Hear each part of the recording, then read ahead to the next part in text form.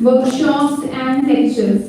And this seminar is another feather in the cap of the college, which is held with the aim of enrichment of the knowledge of the faculty as the scholarly students.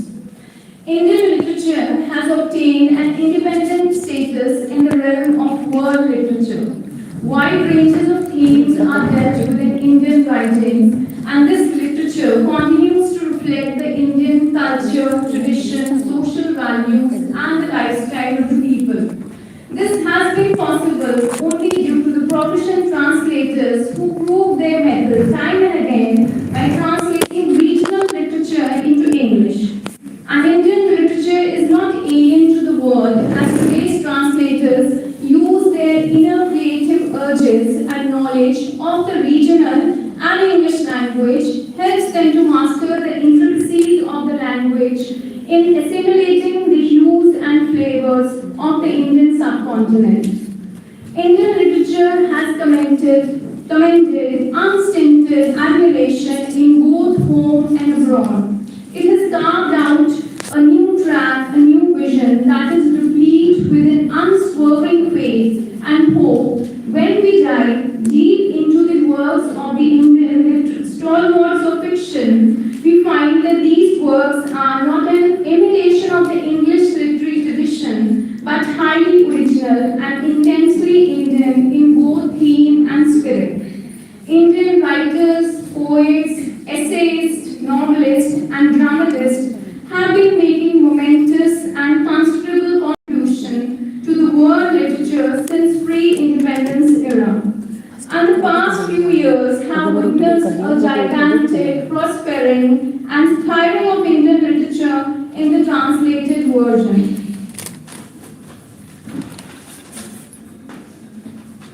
Sir William Jones, Henry T. Colebrooke can be attributed as the pioneers in the translation of Indian literature, and later translators like Ramesh Chandra Dutt, Michael Madhusudan Dutt, Rabindranath Tagore, Arun Kolatkar, and Girish Karnad created a niche for themselves in the history of Indian writing translators. A recent accolade was brought in by Gitanjali Sri for her Hindi novel Tomb of Man, which was translated by Daisy Rockville. They won the prestigious International Booker Prize 2022 in the translated fiction category. Presently, a conscious effort is made by the publishers to fund the Indian translators and native speakers of the source language to present text in English seems to appear as a recent trend nowadays. Likewise, we have taken the cue from this recent development and hence our endeavor to organize this one-day national seminar of Indian literature and translations. Today, Indian literature's translations are getting worldwide acclaim, and it has taken the world by storm, and the academia and the common folk are really getting intensely fascinated by it. So I think we can now address. I would like to invite respected Dr. Kumar Sushil, Head, Department of the Languages, Punjabi University, to present the keynote address. And before that, I would like to give a brief introduction about him. Sir is working as an associate professor and in the Punjabi University Kashi campus, as I told you earlier also. He did PhD on the novels of Shashi Tharoor, and he was associate at Indian Institute of Advanced Studies, Shimla. His area of specialization is translation studies and Indian and Punjabi literature. He wrote a book, Anuvad Da Samvad, that is Discourse on Translation, in 2003. This book is prescribed in BA Honours syllabus of University of Delhi, Punjabi University Patiala, and Akal Unit, University Talwandi Sahib. His book, Rereading of Gurdial Singh's Fiction, is a collection of translation of some articles on Gurdial Singh. He translated short stories of a Pakistani writer, Bushra Ejaz, in Snake and Shadow, which was published in 2009. The translation of Privatization of the Consciousness in 2017 by Jerry Mandel and Surveillance Capitalism by Robert W. McKenzie into Hindi were published by the Gandhi Publications. Besides, he has translated stories Discovery of Tools by Golden Child into Hindi and Punjabi. The translations of Azadi Mera Brand by Anuradha Beniwal and Notes from the Underground by Dostoevsky were published in 2019. He edited and translated articles on education under the title Dusra Adhyapak in 2020. He has translated Pedagogy of the Oppressed in Punjabi. Besides, his recent publications is titled as Anuvad Adhyan. His articles have been published in various newspapers and reputed journals as well. So, I again request Dr. Kumar Sushil, as he wants to be pronounced by others, to present the keynote address.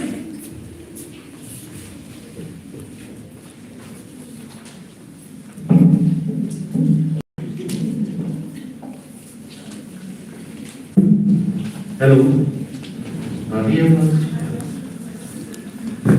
शुक्रिया superior principal ma'am doctor Karamjit Kaur,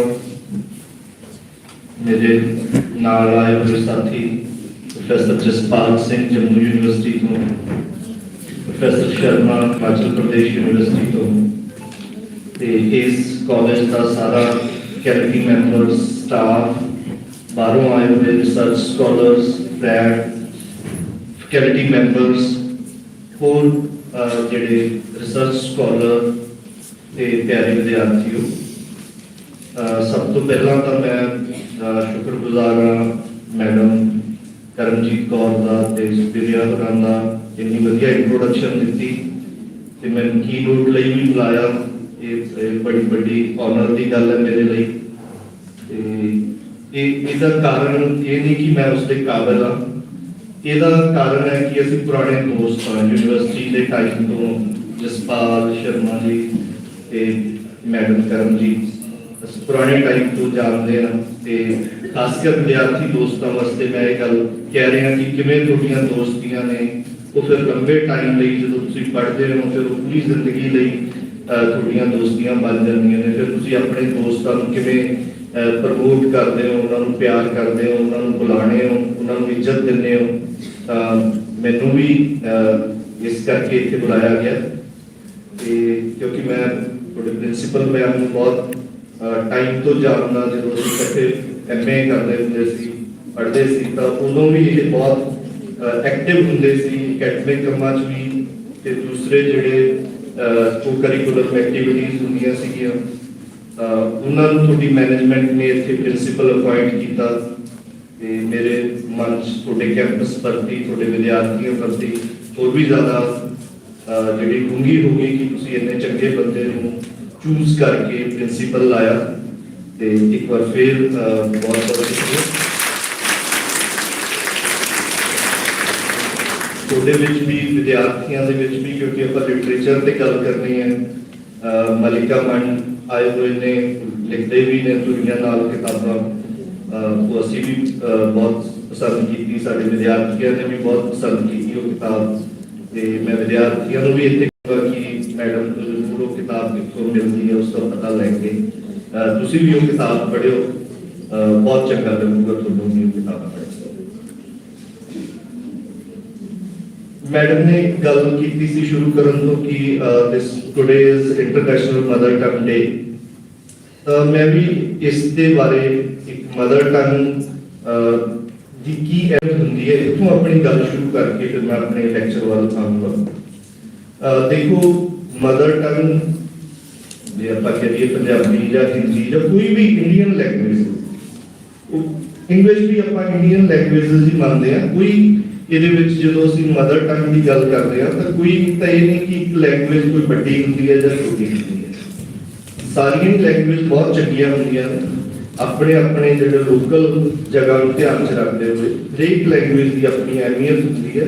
ਪਰ ਹਾਂ ਇਹ ਜ਼ਰੂਰ ਹੈ ਕਿ ਜੇ ਅਸੀਂ ਜਿਹੜੀ ਸਾਡੀ ਅਕੈਡਮਿਕ ਨੌਲੇਜ ਹੈ ਜਾਂ ਅਕੈਡਮਿਕ ਡਾਇਲੋਗ ਹੈ, ਜੇ ਅਸੀਂ ਉਹਨੂੰ ਲੋਕਾਂ ਨਾਲ ਜੋੜਨਾ ਚਾਹੁੰਦੇ ਹਾਂ ਤਾਂ ਦੇਖੋ ਬੱਚਿਓ, ਤੁਸੀਂ ਅੱਗੇ ਜਾ ਕੇ ਤੁਸੀਂ ਵੀ ਟੀਚਰ ਬਣਨਾ ਹੈ, ਅਕੈਡਮਿਕਸ ਰਿਸਰਚ ਕਰਨੀ ਹੈ, ਤਾਂ ਇੱਕ ਚੀਜ਼ ਬੜੇ ਧਿਆਨ ਦੇ ਨਾਲ ਹੀ ਹੈ, ਬੜੇ ਮੈਂ ਗੌਰ ਤੁਹਾਡੇ ਤੋਂ ਚਾਹੂੰਗਾ ਕਿ ਇੱਕ ਪਾਸੇ ਜੋ ਸਾਡਾ ਅਕੈਡਮਿਕ ਜੋ ਅਸੀਂ ਪੜ੍ਹਦੇ ਲਿਖਦੇ ਆ, ਜੋ ਕਿਤਾਬਾਂ 'ਚ ਜੋ ਦੇਖਦੇ ਆ, ਜੋ ਅਸੀਂ ਸਿਲੇਬਸ ਪੜ੍ਹਦੇ ਆ, ਕਿਉਂ ਸਾਡਾ ਉਹ ਗਿਆਨ ਹੈ ਜਿਹੜਾ ਉਹ ਗੇਟ ਵੀ ਨਹੀਂ ਟੱਪਦਾ, ਤੇ ਜੋ ਲੋਕਾਂ ਦਾ ਗਿਆਨ ਹੈ ਉਹ ਬਿਲਕੁਲ ਡਿਫਰੈਂਟ ਹੁੰਦਾ ਹੈ, ਔਰ ਸਾਡਾ ਗਿਆਨ ਜਿਹੜਾ ਇੱਕ ਕੈਂਪਸ ਦੇ ਅੰਦਰ ਹੀ, ਯੂਨੀਵਰਸਿਟੀ ਦੇ ਅੰਦਰ ਹੀ ਰਹਿ ਜਾਂਦਾ ਹੈ। ਇਸ ਕਰਕੇ ਜੇ ਅਸੀਂ ਲੋਕਾਂ ਦੇ ਵਿੱਚ ਜੋ ਰੂਰਲ ਵਿਜ਼ਡਮ ਹੈ, ਫੋਕ ਵਿਜ਼ਡਮ ਹੈ, ਉਸ ਦੇ ਨਾਲ ਆਪਣੇ ਇੱਕ ਨੌਲੇਜ ਨੂੰ, ਆਪਣੇ ਗਿਆਨ ਨੂੰ ਜੋੜਨਾ ਚਾਹਦੇ ਹਾਂ, ਤਾਂ ਉਹ ਮਦਰ ਟੰਗ ਬਿਨਾਂ ਜਾਂ ਲੋਕਲ ਲੈਂਗੁਏਜ ਤੋਂ ਬਿਨਾਂ ਉਹ ਪੋਸੀਬਲ ਨਹੀਂ ਹੋ ਸਕਦੀ। ਇਸ ਕਰਕੇ ਲੋਕਲ ਮਦਰ ਟੰਗ ਜਿਹੜੀ ਆਣੀ ਬਹੁਤ ਜ਼ਰੂਰੀ ਹੈ, ਕਿਉਂਕਿ ਜੇ ਅਸੀਂ ਲੋਕਾਂ ਦੇ ਨਾਲ ਆਪਣਾ ਗਿਆਨ ਨੂੰ ਨਹੀਂ ਜੋੜ ਸਕਾਂਗੇ ਤਾਂ ਫਿਰ ਅਸੀਂ ਵੀ will be soon becoming irrelevant, ਫਿਰ ਸਾਡਾ ਕੋਈ ਹੋਂਦ ਨਹੀਂ ਰਹਿ ਜੂਗੀ। ਇਸ ਕਰਕੇ ਮਦਰ ਟੰਗ ਦੀ ਅਹਿਮੀਅਤ ਹੈ। ਦੂਸਰੀ ਇਹ ਗੱਲ ਆਪਾਂ ਦੇਖਦੇ ਹਾਂ ਕਿ ਜਦੋਂ ਅਸੀਂ ਸਾਡਾ ਸਾਰਾ ਜਿਹੜਾ ਨੌਲੇਜ ਸਿਸਟਮ ਹੈ, ਅਸੀਂ ਕਹਿੰਦੇ ਹਾਂ ਕਿ we have very rich knowledge tradition of India, ਤੇ ਦੂਜੇ ਪਾਸੇ ਅਸੀਂ ਜੋ ਨੌਲੇਜ ਦੀ ਖਾਸ ਕਰ ਲਿਟਰੇਚਰ ਦੇ ਵਿੱਚ ਗੱਲ ਕਰਦੇ ਹਾਂ, ਲਿਟਰੇਰੀ ਕ੍ਰਿਟਿਸਿਜ਼ਮ ਦੀ ਗੱਲ ਕਰਦੇ ਹਾਂ, ਉਹ ਸਾਡਾ ਸਾਰਾ ਹੀ ਬੋਰੋਡ ਹੈ।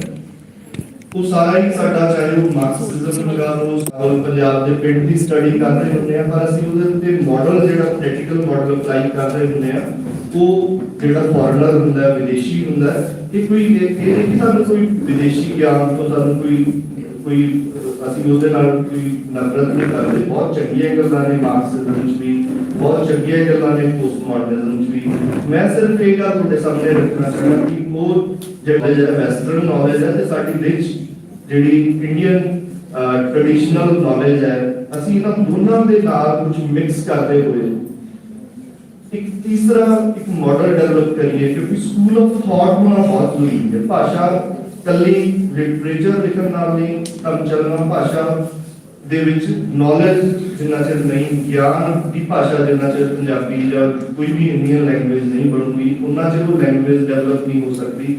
ਇਸ ਕਰਕੇ ਸਾਨੂੰ ਆਪਣੀ ਭਾਸ਼ਾ, ਆਪਣੇ ਲੋਕਾਂ ਨਾਲ, ਲੋਕਾਂ ਦਾ ਜੋ ਗਿਆਨ ਹੈ, ਰੂਰਲ ਵਿਜ਼ਡਮ ਸਾਡੇ ਪਿੰਡਾਂ ਦੇ ਵਿੱਚ ਪਈ ਹੈ, ਸਾਡੇ ਪੇਰੈਂਟਸ ਗ੍ਰੈਂਡਪੇਰੈਂਟਸ ਕੋਲੇ ਜੋ ਨੌਲੇਜ ਹੈ, ਉਸ ਤੋਂ ਕੁਝ ਸਿੱਖਦੇ ਹੋਏ, ਜੋ ਵੈਸਟਰਨ ਸਾਡੀ ਮਾਡਰਨ ਐਜੂਕੇਸ਼ਨ ਸਿਸਟਮ ਹੈ, ਉਸ ਤੋਂ ਕੁਝ ਸਿੱਖਦੇ ਹੋਏ, ਦੋਨਾਂ ਦੇ ਵਿੱਚ ਡਾਇਲੋਗ ਕਰਦੇ ਹੋਏ ਅਸੀਂ ਤੀਜੀ ਚੀਜ਼ ਨੂੰ ਡਿਵੈਲਪ ਕਰੀਏ। ਉਹ ਸਾਡਾ ਇੱਕ ਸਕੂਲ ਆਫ ਥਾਟ ਹੋਵੇ, ਉਸ ਨੂੰ ਆਪਾਂ ਜਿਹੜਾ ਅਪਲਾਈ ਕਰ ਸਕੀਏ ਆਪਣੇ ਨੋਵਲਸ ਦੇ ਵਿੱਚ, ਆਪਣੇ ਲਿਟਰੇਚਰ ਦੇ ਵਿੱਚ, ਆਪਣੀਆਂ ਕਹਾਣੀਆਂ ਦੇ ਵਿੱਚ। ਇੱਕ ਕਹਾਣੀ ਲਿਖੀ ਹੋਈ ਹੈ ਕਿਸੇ ਪੰਜਾਬ ਦੇ ਜਾਂ ਹਿਮਾਚਲ ਦੇ ਕਿਸੇ ਪਿੰਡ ਦੀ, ਤੇ ਜਿਹੜਾ ਥਿਓਰੈਟੀਕਲ ਮਾਡਲ ਅਸੀਂ ਉਸ ਦੇ ਉੱਤੇ ਫਰੈਡਰਿਕ ਜੇਮਸਨ ਦਾ ਜਿਹੜਾ ਅਮਰੀਕਨ ਬੰਦਾ ਹੈ, ਉਸ ਨੂੰ ਅਪਲਾਈ ਕਰਾਂਗੇ ਤਾਂ ਉਹ ਕਿਤੇ ਨਾ ਕਿਤੇ ਮਤਲਬ ਉਹਦੇ ਵਿੱਚ ਇੱਕ ਗੈਪ ਜ਼ਰੂਰ ਆਊਗਾ। ਇਸ ਕਰਕੇ ਸਾਨੂੰ ਬਹੁਤ ਜ਼ਰੂਰੀ ਹੈ ਕਿ ਅਸੀਂ ਆਪਣੀ ਨੌਲੇਜ ਨੂੰ ਹੋਰ ਜ਼ਿਆਦਾ ਐਨਰਿਚ ਕਰਨ ਵਾਸਤੇ, ਇੰਡੀਅਨ ਟ੍ਰੈਡੀਸ਼ਨਲ ਨੌਲੇਜ ਹੈ ਉਸ ਨੂੰ ਹੋਰ ਐਨਰਿਚ ਕਰਨ ਲਈ ਸਾਨੂੰ ਆਪਣੀ ਭਾਸ਼ਾ, ਆਪਣੇ ਲੋਕਾਂ ਔਰ ਆਪਣੀ ਜਿਹੜੇ ਪੁਰਾਣਾ ਜੋ ਟ੍ਰੈਡੀਸ਼ਨਲ ਹੈ ਉਸ ਤੋਂ ਸਿੱਖਣਾ ਚਾਹੀਦਾ। ਔਰ ਨਾਲ ਦੀ ਨਾਲ ਇਹ ਨਹੀਂ ਕਿ ਕੋਈ ਅਸੀਂ ਫੋਰਨਰ ਉਸ ਤੋਂ ਨਫ਼ਰਤ ਕਰੀਏ, ਉਹਨਾਂ ਤੋਂ ਵੀ ਬਹੁਤ ਕੁਝ ਸਿੱਖਦੇ ਹੋਏ ਆਪਣੇ 'ਚ ਵੀ ਬਹੁਤ ਕੁਝ ਬੁਰਾ ਹੈ, ਬਹੁਤ ਕੁਝ ਚੰਗਾ ਹੈ। ਬਾਅਦ ਫੋਰਨਰ 'ਚ ਵੀ ਜਿਹੜੀਆਂ ਥਿਊਰੀਜ਼ ਨੇ ਬਹੁਤ ਕੁਝ ਚੰਗਾ ਤੇ ਬੁਰਾ ਹੈ, ਉਹਨਾਂ ਤੋਂ ਕੋਈ ਚੀਜ਼ ਸਿੱਖਦੇ ਹੋਏ ਤੀਸਰੀ ਚੀਜ਼ ਨਵੀਂ ਡਿਵੈਲਪ ਕਰੀਏ। ਮੈਂ ਮਤਲਬ ਦੋਨਾਂ ਦੇ ਵਿੱਚ ਡਾਇਲੋਗ ਕਰਕੇ ਤੀਸਰੀ ਚੀਜ਼ ਇੱਕ ਸਕੂਲ ਆਫ ਥਾਟ ਕ੍ਰੀਏਟ ਕਰਨ ਦੀ ਗੱਲ ਕਰ ਰਹੇ ਹਾਂ, ਕਿਉਂਕਿ ਬੇਸਿਕਲੀ ਇਹ ਸਾਰੀ ਡਿਸਕਸ਼ਨਸ ਦਾ, ਸਾਰੀਆਂ ਚੀਜ਼ਾਂ ਜਿਹੜਾ ਪਰਪਸ ਹੈਗਾ ਕਿ ਅਸੀਂ ਕੁਝ ਬ੍ਰੇਨਸਟਾਰਮਿੰਗ ਕਰੀਏ, ਕੁਝ ਦੇਖੀਏ, ਤੇ ਇਸ ਨੂੰ ਦੇਖਦੇ ਹੋਏ ਕੋਈ ਇੱਕ ਨਵੀਂ ਚੀਜ਼ ਜਿਹੜੀ ਡਿਵੈਲਪ ਕਰੀਏ, ਜਿਹੜਾ ਸਾਡਾ original organic school of thought. ਤਾਂ ਮੈਂ ਇਹ ਤੁਹਾਡੇ ਸਾਹਮਣੇ ਮਦਰ ਟੰਗ ਦੇ ਤੇ ਕਹਿਣਾ ਚਾਹੁੰਦਾ ਸੀਗਾ। ਤੇ ਹੁਣ ਮੈਂ ਆਪਣੇ ਟੌਪਿਕ ਦੇ ਵੱਲ ਆਣਾ ਕਿ ਬੜਾ ਵਧੀਆ ਲੱਗ ਰਿਹਾ ਕਿ ਸਟੂਡੈਂਟਸ ਨੂੰ ਦੇਖ ਕੇ ਤੇ ਟੀਚਰਸ ਨੂੰ ਦੇਖ ਕੇ ਤੁਸੀਂ ਇੱਥੇ ਬੈਠੇ ਹੋ, because you know we are passing through a junction where our state, our country is facing lot of problems, as we were discussing that Punjab, many young generation, they are going abroad, they are settling there. Means the brain drain is going on. So, how we can do it? The problem of drug addiction is there. Some people are saying that Punjab has become intellectually bankrupt. So, at this juncture, to create a dialogue, it is very, very significant because we can find solution only with the dialogue. Dialogue is the just beginning of finding any solution towards the problem. And our great Baba Nanak also said that जब लग दुनिया रहिए नानक कुछ सुनिए कुछ कहिए. And I wish to underline the second line, कुछ सुनिए कुछ कहिए. So mind you, listening is also very significant. Baba Nanak is giving preference to listening when he is saying जब लग दुनिया रहिए नानक कुछ सुनिए, first सुनिए then कहिए. So we are all trying to create a kind of dialogue. And as we all know that we are living in 21st century, and very famous philosopher Eric Hobsbawm, he wrote, he is a historian basically. So he said that 21st century is the century of knowledge.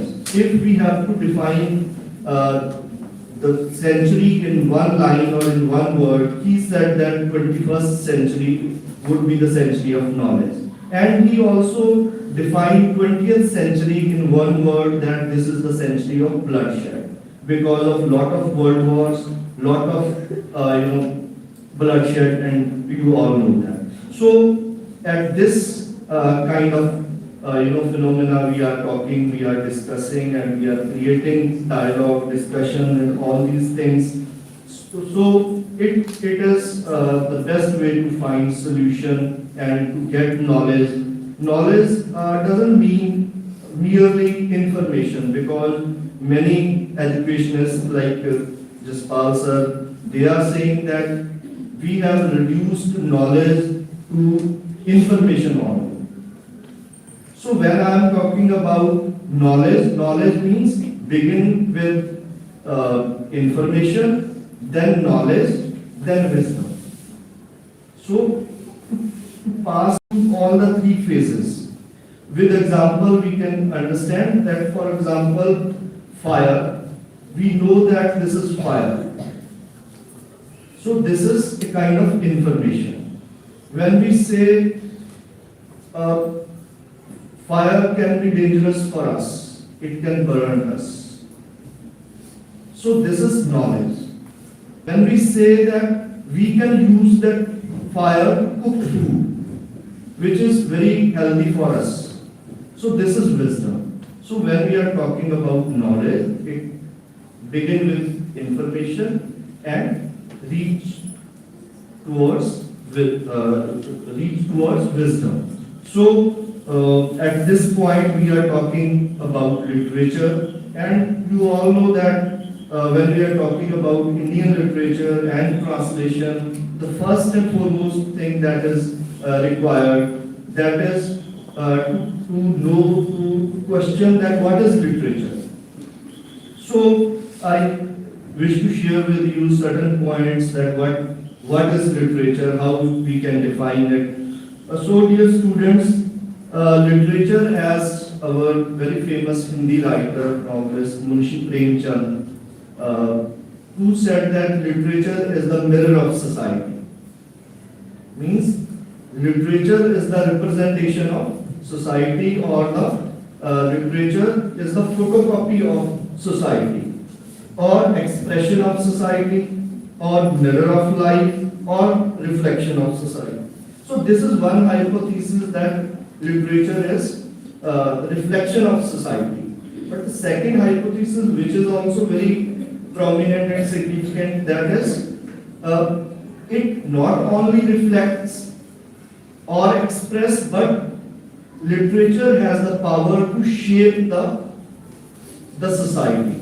Literature can guide towards the betterment.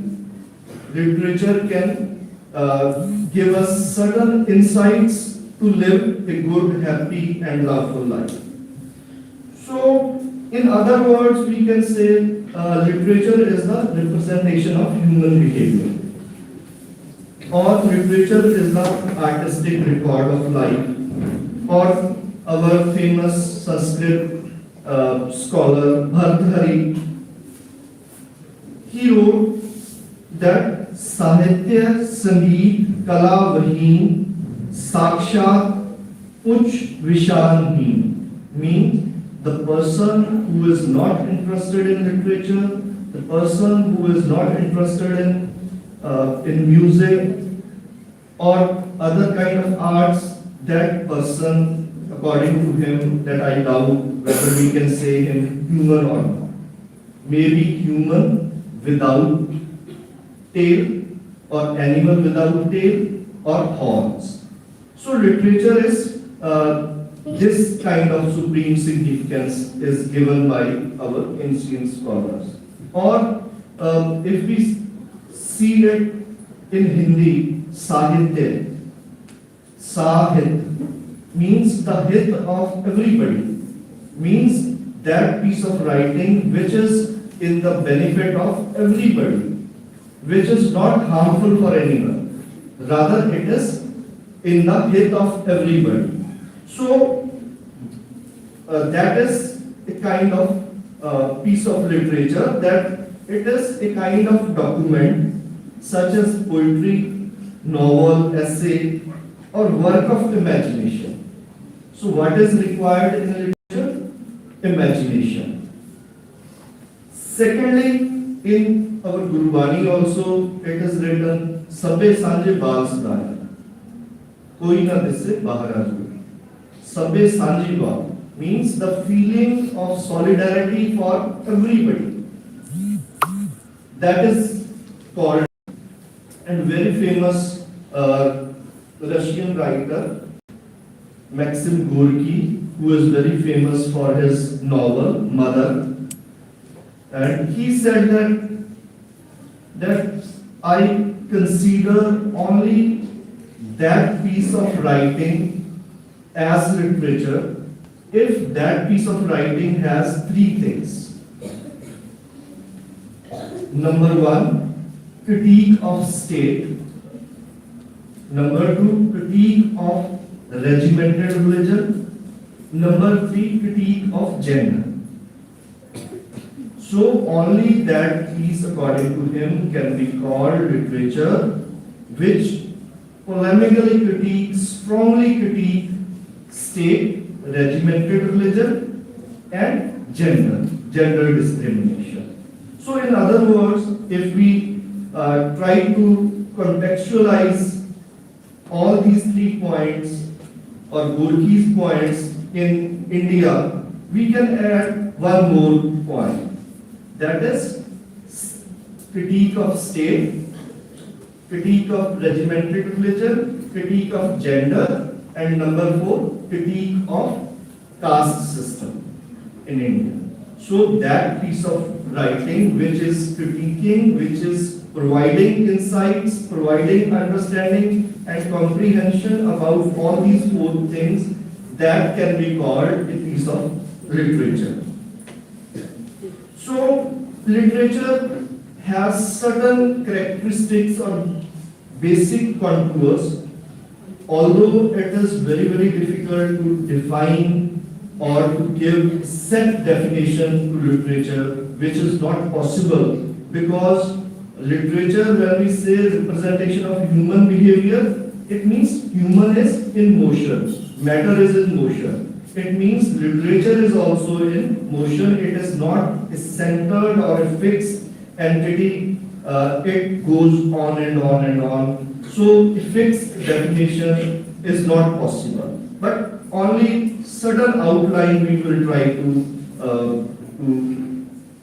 discuss. Number 1 is a very famous romantic poet in English literature, S.T. Coleridge, who wrote that poetry is the best words in the best order. Best words in the best order. However, he was defining poetry, but it can be applied to every piece of literature.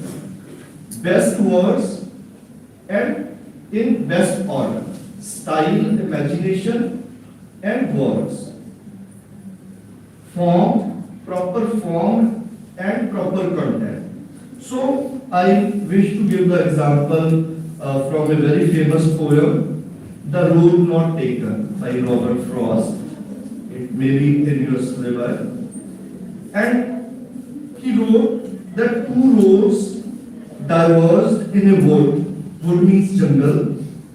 Two roads diverged in a wood, and I took the one less traveled by. I took the one less traveled by, and that has made all the difference.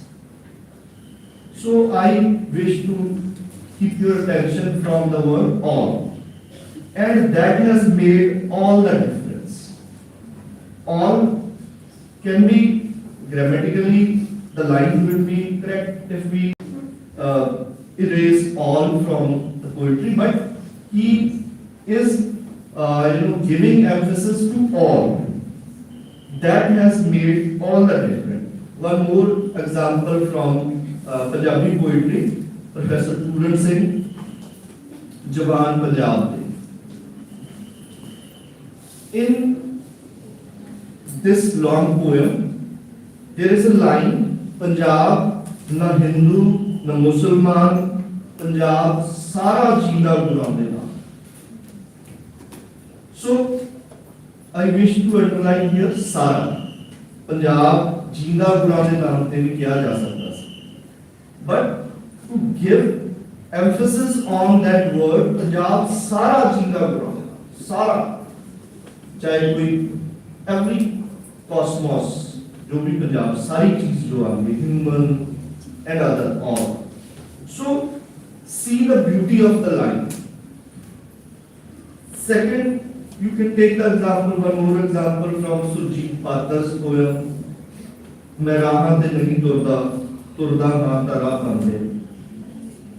See the words and order. Or we can take the example of Rabindranath Tagore when he was talking, "Where the mind is without fear and the head is held high, where knowledge is free, where the world has not been broken up into fragment by narrow domestic walls, where words come out from the depth of truth." So, which thing he is emphasizing? Where the mind is without fear. So he is giving first preference to mind. So mind is without fear. So, dear students, the main entity in our body is brain, mind. So Rabindranath Tagore is also pointing that where the mind is without fear. Second contours or characteristics of literature, that is resistance. If any writer, any poem doesn't resist the established order, according to Golgi, as earlier we have said, that cannot be called piece of literature. But when we talk about Indian literature or Punjabi literature, because of our colonial background, we have done a long struggle, we have sacrificed a lot for the freedom from Britishers, from colonial powers. So that is why our literature, our tradition, that is centered on resistance. I wish to put the example from Bhagat Ravidas. In his Begum Puran, he wrote, "ऐसा चाहूं राज में, यहाँ मिले सबन को अन्न, छोट बड़ो सब सम बसे, रविदास रहे प्रसन्न." So he was challenging the established order. He was talking about equality. Or we can take the example of Waris Shah, Waris Shah's He, where the character he challenges the patriarchal system and religion, love, because she is very intelligent. And when Qazi tried to persuade her that not to think about Raja, and the Qazi, who is considered most powerful and most intelligent in that particular society, so when he failed, when he is defeated, then he said that इश्क बोलदा नटी दे थां था. इश्क means ilm, ज्ञान, knowledge. कि इसने मैंने हराता, so इश्क बोलदा नटी दे थां था means so much knowledge is there, and even Qazi accepted that I'm defeated. And also Baba Nanak said to Akbar directly that Raje Si Mukaddam Tutte. The king is like lion. So it was not easy, it was long before, more than 500 years. So that was the feudal period, kingship period. Nobody can dare to talk about king. But our great gurus, they are talking about, they are challenging the established order. Or we can take an example from an American writer, Ernest Hemingway, The Old Man and the Sea. Old Man and the Sea, there is a line which is the main character, you maybe remember, that is Santiago, when he is fighting with the big fish, and he said that man is not made for defeat. A man can be destroyed but not defeated. So that is the kind of literature.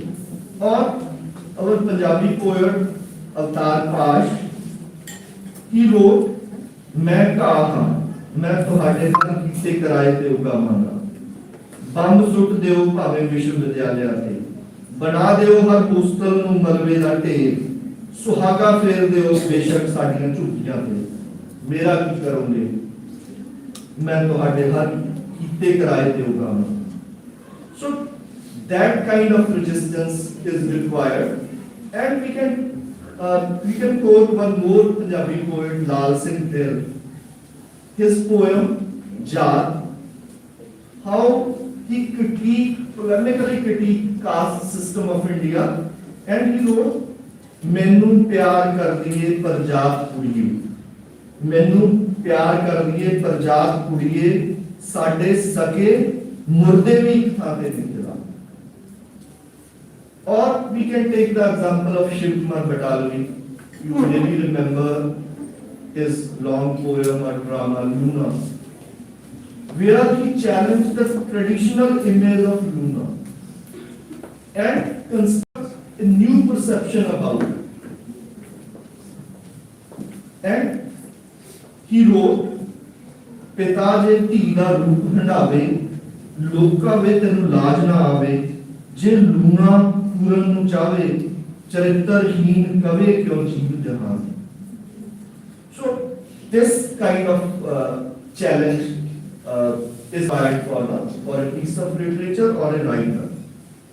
One more very interesting poem by Sukhvinder Amrit, very famous Punjabi poet. नी फुल्ला वर्गियो कुड़ियो, नी चोगा जालियो कुड़ियो, करो कोई जौन दा हिला, नी तिल तिल मर दियो कुड़ियो. तुहाडी जिंदगी विच क्यों हनेरा ही हनेरा है, तुहाडे सीनिਆਂ ਦੇ ਵਿੱਚ क्यों उदासी दा बसेरा है. कदों कोई उगमना सूरज, कदों चढ़ना सवेरा है. नी दीवे धर दियो कुड़ियो, नी चानन कर दियो कुड़ियो, नी फुल्लां वर्गियो कुड़ियो, नी चोगा जल दियो कुड़ियो, ਕਰੋ ਕੋਈ ਜਿਉਣ ਦਾ ਹੀਲਾ ਨੀ ਤਿਲ ਤਿਲ ਮਰਦੀਓ ਕੁੜੀਓ। So such a beauty is required in literature. Or Surya Madam has talked about Anuradha Beniwal.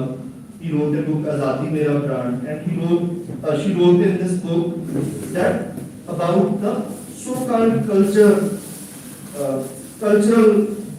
nostalgia in our society. And she wrote, मेरी महान संस्कृति दे रखवालियो जवाब दियो, मैनू दसो मेरे सभ्याचार दे ठेकेदारों, क्यों इतना मुश्किल है कुड़ी दा घर तो बाहर निकल के इकल्ला चलना। जो समाज एक कुड़ी दा इकल्ले निकलना बर्दाश्त नहीं कर सकता, वो समाज सड़ चुका है। वो सभ्याचार जो एक इकल्ली कुड़ी नू सुरक्षित महसूस नहीं करवा सकता, वो गोबर सभ्याचार। So such a kind of pity we require. Next characteristic of literature, that is understanding of place or phenomenon. So dear students, we discuss one is best words in best order, second is resistance, third is understanding of place and phenomenon. If we want to understand any place, for example, if researcher is sitting in German or in French, and he or she wanted to understand about the village of Punjab or village of Malwa. So without coming here, she can understand by reading the novels, by reading the literature of that particular area. So if you want to understand, if we want to understand Punjab, we or Punjabi society, we have to read Jaswant Kamal, we have to read Mera Pind, we have to read Gurshan Pali, we have to read Gurdial Singh. So they can enrich our understanding about that particular area. Or similarly, if we want to understand 17th century England, Paradise Lost by John Milton can explain what is going in the politics there, what is going in the kings there. Or if we want to understand 19th century Russia, we can read the novels of Dostoevsky. Or if we want to understand about 19th century France, we can read Madame Bovary. So literature can give best kind of understanding that can enrich our understanding about the place as well as phenomena. Because even Jawaharlal Nehru said that I cannot understand Indian freedom struggle without reading Anandamayi. Or if you want to understand Russian Revolution, the novels by Gorky, or particular novel Mother, that can be very significant. Or if you want to understand about French Revolution, the novels of Balzac, that can be very significant. One place Marx quoted that he wanted to understand the phenomena of French Revolution, but he read many political scientists, he read many historians, but he could not completely comprehend that phenomena. But only after reading the novels written by Balzac, he could able to understand the whole phenomena. For example, if you want to understand the phenomena of partition, most of the history books, political science books, you will find that there are Hindus, there are Muslims, they are fighting with each other. Hindus and Sikhs, they shifted to Punjab, and Muslims, they shift from Punjab to Pakistan. But the fact of the matter is that many Hindus and Sikhs, they are murdered by their own people while they are saving Muslims. There are many Muslims who were killed by their own people while they were saving Hindus and Sikhs. So that can be done only in Train to Pakistan by Khushwant Singh or Amrita Preetam's Pinjar. So we can understand the phenomena in a better way. And one more thing that is very significant when we talk about literature, that is pain.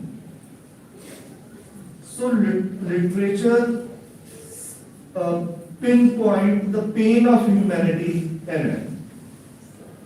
In other kind of subjects like history and I am not denying their significance, but at one point that they are literature focuses on pain of humanity.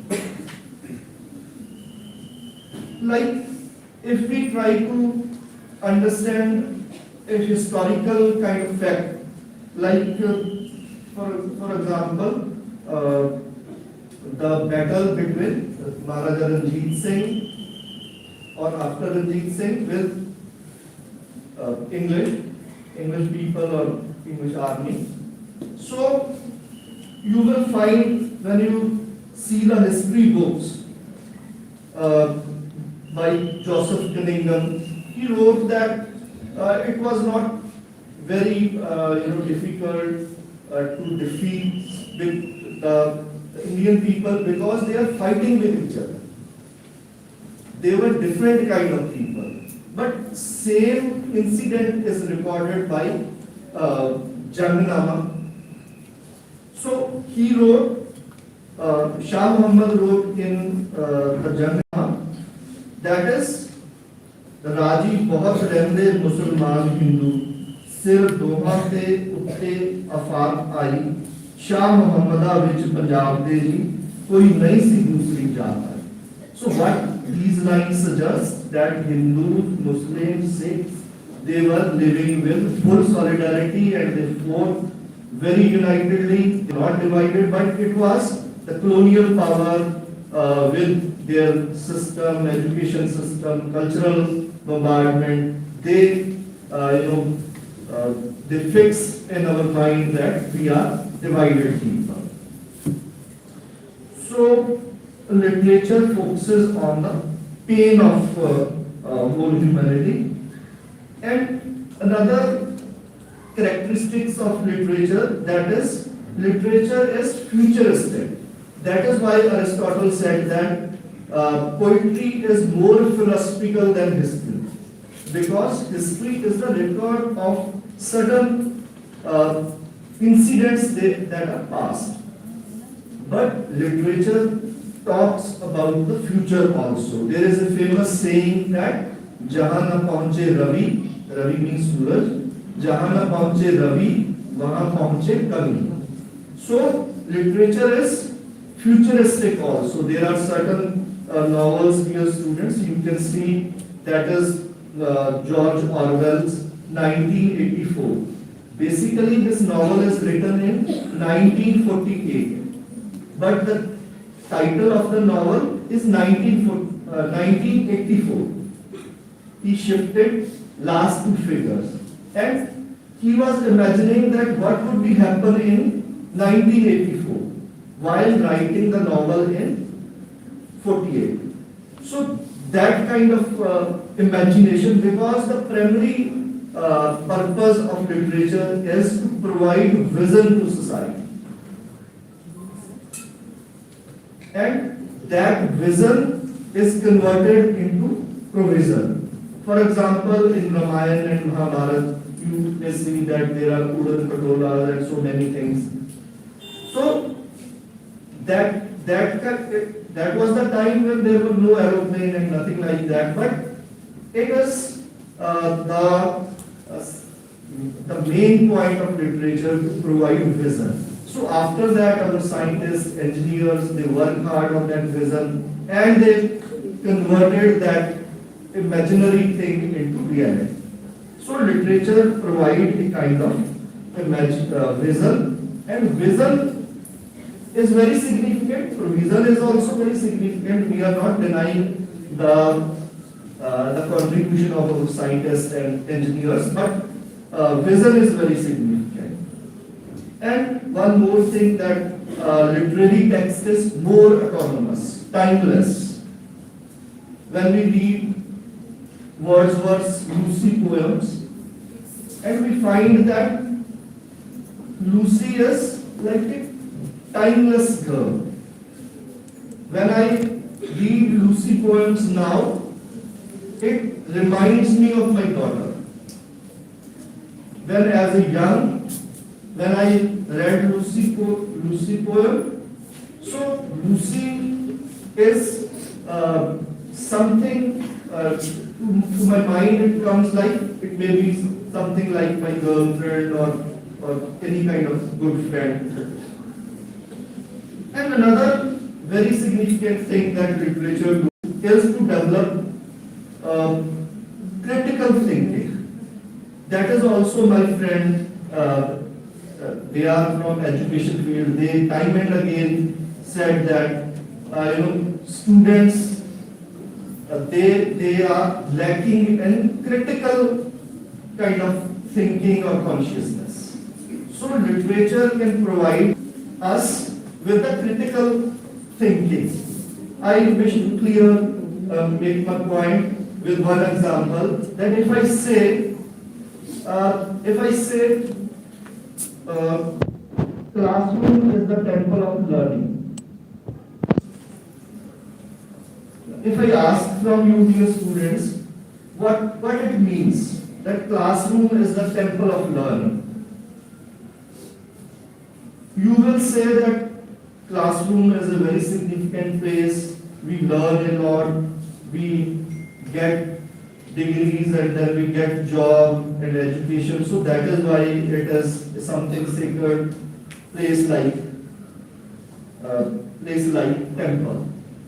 But student of literature, or the person who studied literature, or educated person can understand it from different perspective, because this definition which is given by you are being educated fellow, or if we ask from anybody who is not educated, who didn't get the opportunity to get education, he or she will also give same definition. So what is the difference between us being educated and who didn't get the opportunity to get education? So educated person will see the lines from multiple perspectives. That who is saying this? That the classroom is the temple of learning.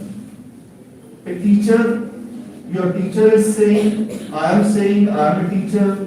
So teacher is saying, so what is the compulsion for him to say like that? Or when I am talking about temple, in temple there is God also. And you cannot ask any question, you cannot challenge God.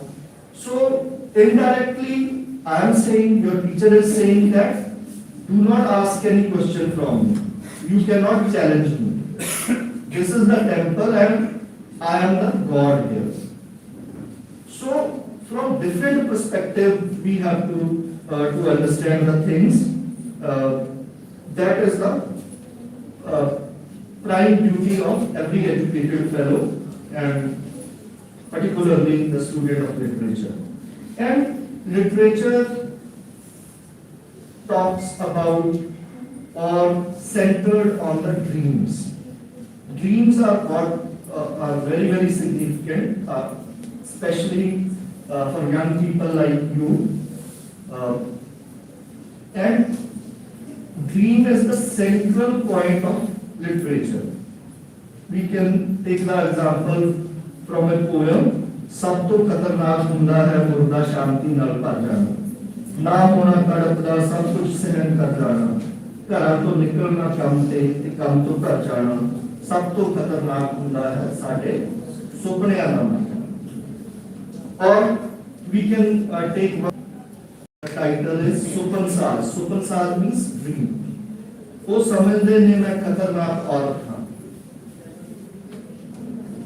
ਉਹ ਸਮਝਦੇ ਨੇ ਵਿਦਿਆਰਥੀ ਦੋਸਤੋ, ਤੁਹਾਡਾ ਥੋੜਾ ਜਿਹਾ ਧਿਆਨ ਚਾਹੂੰਗਾ, ਆਪਾਂ ਗੌਰ ਕਰੀਏ। ਉਹ ਸਮਝਦੇ ਹਨ ਮੈਂ ਖਤਰਨਾਕ ਔਰਤ ਹਾਂ। ਔਰਤਾਂ ਜੋ ਸੁਰਖੀ ਨਹੀਂ ਲਾਉਂਦੀਆਂ, ਚੂੜੀਆਂ ਨਹੀਂ ਪਾਉਂਦੀਆਂ, ਗਹਿਣਿਆਂ ਦੀ ਥਾਂ ਕਿਤਾਬਾਂ ਖਰੀਦਦੀਆਂ ਹਨ, ਜਿਨ੍ਹਾਂ ਦੇ ਪਰਸਾਂ ਵਿੱਚ ਕੰਘਾ ਸ਼ੀਸ਼ਾ ਨਹੀਂ, ਕਾਗਜ਼ ਤੇ ਕਲਮਾਂ ਹੁੰਦੀਆਂ, ਅਜਿਹੀਆਂ ਔਰਤਾਂ ਖਤਰਨਾਕ ਹੁੰਦੀਆਂ। ਅਜਿਹੀਆਂ ਔਰਤਾਂ ਖਤਰਨਾਕ ਹੁੰਦੀਆਂ।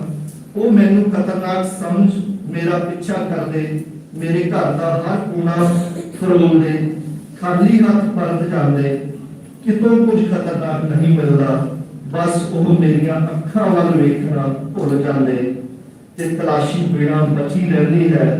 ਇਹ ਇੱਕੋ ਇੱਕ ਜਗ੍ਹਾ ਜਿੱਥੇ ਮੈਂ ਸੁਪਨੇ ਲੁਕੋ ਕੇ ਰੱਖਦੀ।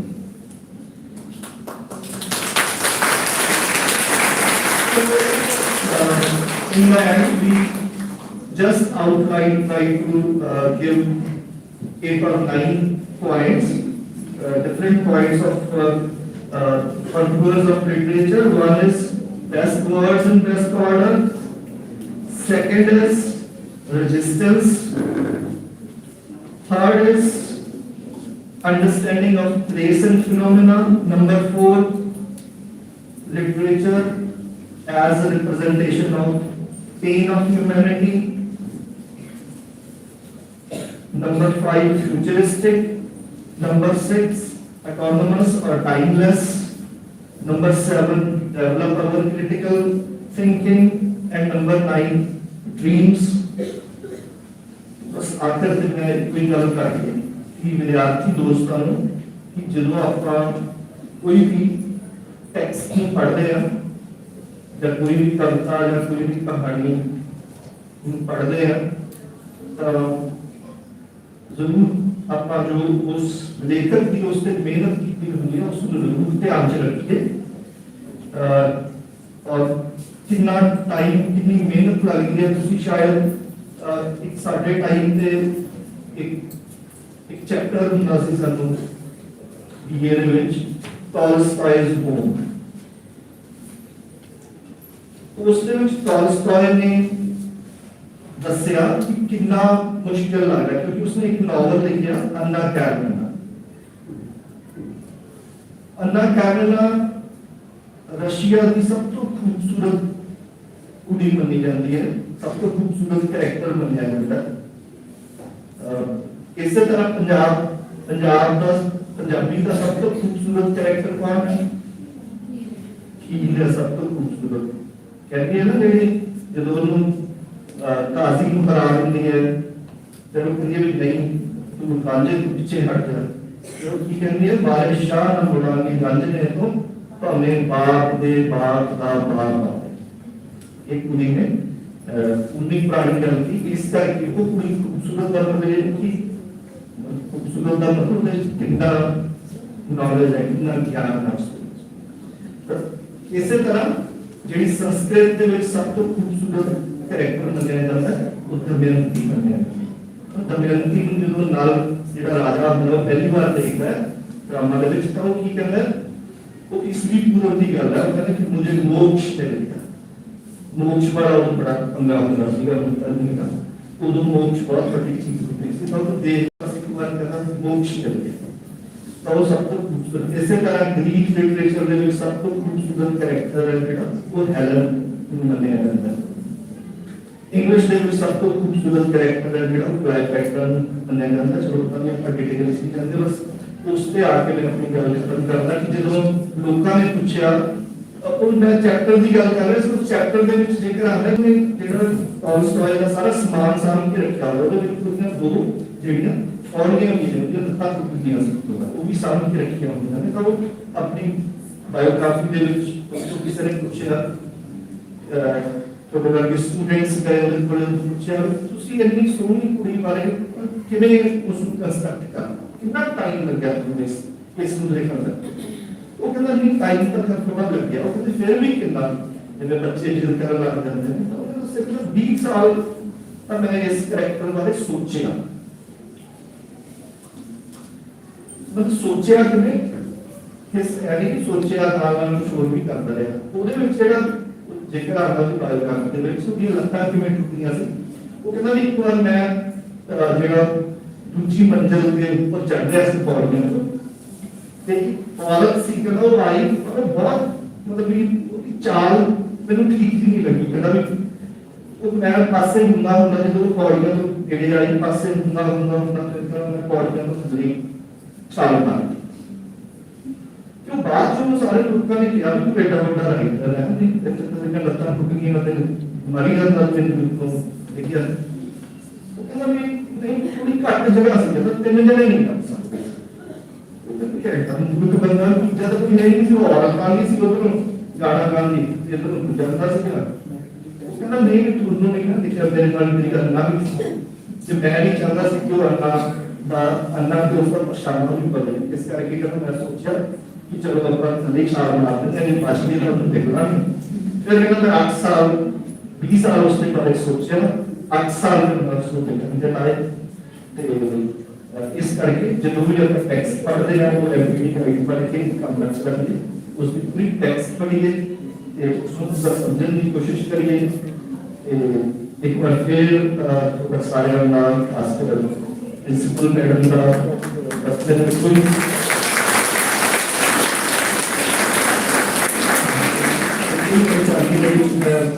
मैडम हमारे बोल रहे हैं बहुत फॉर्मल बोलना लगे हैं पता आंसर का कुछ निकल गया उसमें का तो स्टाफ स्टूडेंट के सही ना मान देना मैं कह रहा हूं मैं कर दे की तरह सुन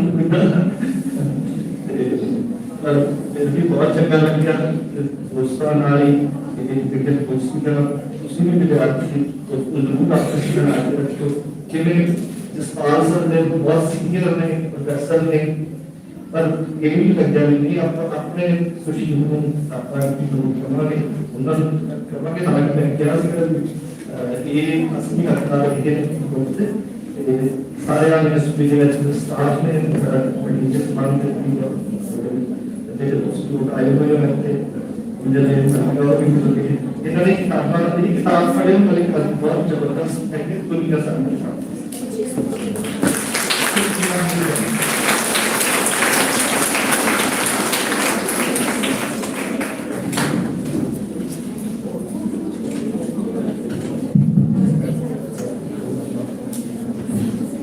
was Dr. Kumar Sheen presenting the keynote address.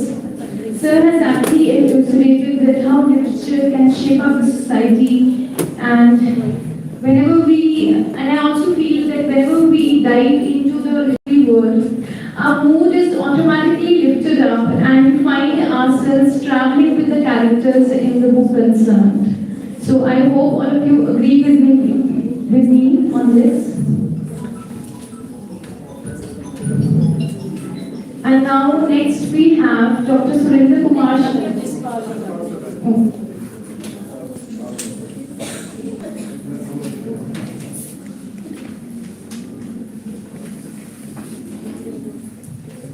So next I request Dr. Jaspal Singh, Associate Professor in Education, to kindly present his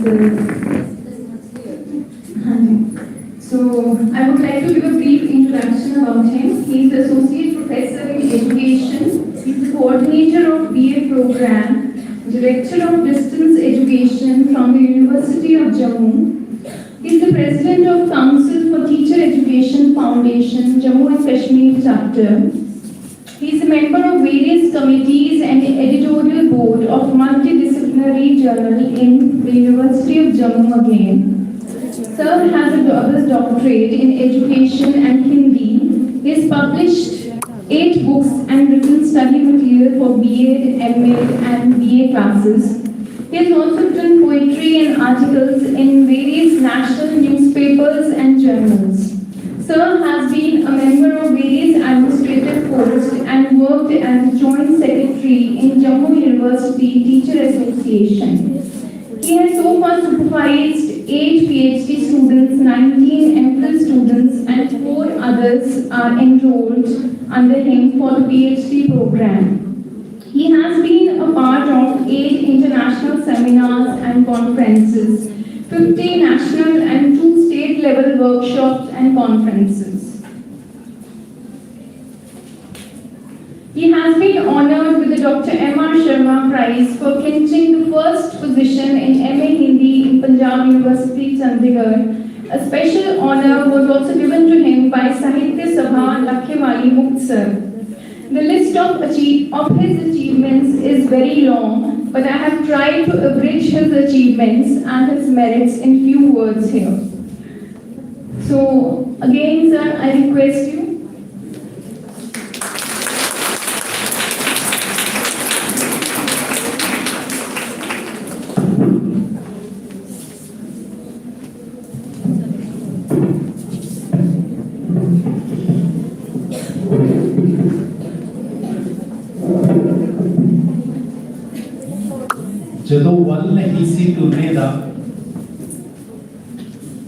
ਜਦੋਂ ਵੱਲ ਨਹੀਂ ਸੀ ਤੁਰਨੇ ਦਾ ਲੋਕੀ ਚੱਕਦੇ ਫਿਰਦੇ ਸੀ ਜਦੋਂ ਵੱਲ ਨਹੀਂ ਸੀ ਤੁਰਨੇ ਦਾ ਲੋਕੀ ਚੱਕਦੇ ਫਿਰਦੇ ਸੀ ਪਰ ਜਦ ਤੋਂ ਤੁਰਨਾ ਸਿੱਖਿਆ ਹੈ ਥਾਂ ਥਾਂ ਡਿੱਗਦਾ ਫਿਰਦਾ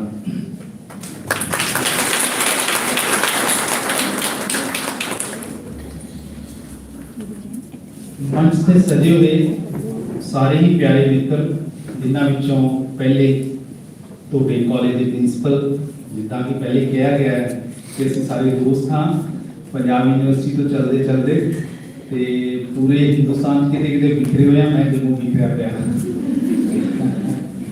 Karamjit Kaur madam professor Surendra sir और साथ में छोटा भाई सुशील जब मुझे पता चला कि सुशील एज ए रिसोर्स पर्सन है तो मैडम से मैंने कहा अपना सुशील हाँ मैंने क्या अपना सुशील और आप सब लोग यहाँ के टीचर साहबान और सबसे अच्छे बच्चे मुझे तीसरी बार मौका मिल रहा है इस कॉलेज के साथ जुड़ने का एक बार ऑनलाइन मैं बीएड के स्टूडेंट से जुड़ा था और दूसरी बार मैं यहाँ एज ए आपको पता है जोनल यूथ फेस्टिवल हुआ था तो मैं एज ए क्रिएटिव जो इवेंट्स थे उनमें जजमेंट के लिए आया था और तीसरा मौका आज मुझे मिल रहा है बहुत काम आसान कर दिया क्योंकि जब मीठा एक लेक्चर हो जाए तो थोड़ा नमकीन सुनना भी आपको पड़ेगा सुशील सर ने बहुत ही बारीकी से वो सारी बातें जो हम इंडियन लिटरेचर के बारे में या वर्ल्ड लिटरेचर के बारे में बात कर सकते हैं वो की मैं जो आपसे बातें करने वाला हूँ या कुछ अपनी बात रखने वाला हूँ वो सीधी सी क्योंकि ट्रांसलेशन एक इसमें एरिया है जो जिसपे आज बात होनी है जब भी हम ट्रांसलेशन करते हैं वैसे बहुत सारा काम तो सुशील ने बहुत सारे अच्छी बुक्स को ट्रांसलेट किया है जब भी हम ट्रांसलेशन करते हैं तो हम अपनी लोकल लैंग्वेज के वर्ड ढूंढना शुरू करते हैं जैसे मुझे लोकली की कुछ कहानियां और कविताओं को ट्रांसलेशन करने का मौका मिला जब मैं जम्मू में गया तो एक शब्द आया प्यास हम मालवे के रहने वाले हैं और मलवइयों के पास प्यास के लिए सबसे अच्छा शब्द जो है मैं जब पंजाबी में इसको ट्रांसलेट करा था त्रि शब्द आया तो त्रि शब्द जब मैंने इस्तेमाल किया उस कविता के अंदर तो उसका एक और ही निखार हो गया उसका एक और ही मिठास शब्द बन गया इसी तरह से जब भी हम कभी भी ट्रांसलेशन का कोई काम मिलता है तो हमें वैसे शब्दों का किसी और भाषा में ना देख के अपनी मातृभाषा में जैसे आज बहुत खूबसूरत दिन है हम सब लोग जानते हैं कि अपनी मातृभाषा में जरूर वो शब्द ढूंढो कि वहाँ इस्तेमाल क्या वो शब्द हो रहा है तो उस शब्द तक पहुँचने की को देखना चाहिए और अर्थ क्योंकि जब हम ट्रांसलेशन करते हैं वैसे तो जो ओरिजिनल राइटिंग होती है वो बहुत खूबसूरत होती है जब उसको ट्रांसलेट किया जाता है थोड़ी सी आत्मा तो उसकी मर जाती है लेकिन जो असल जो टेक्स्ट होता है जैसे अभी सुशील ने कहा कि जब भी आपके पास कोई बुक मिलती है मैं उन सब विद्यार्थियों से जो बीएड के होंगे यहाँ उनसे पूछना चाहता हूँ जब कोई भी पुस्तक आपके हाथ में आती है तो आप सबसे पहले क्या करते हो एक लाइन के लिए कोई बोल दे जब किसी के हाथ में कोई भी पुस्तक आती है तो सबसे पहले क्या करता है वो बहुत सारी बातें हो सकती है लेकिन एक अच्छी बात भी हो सकती है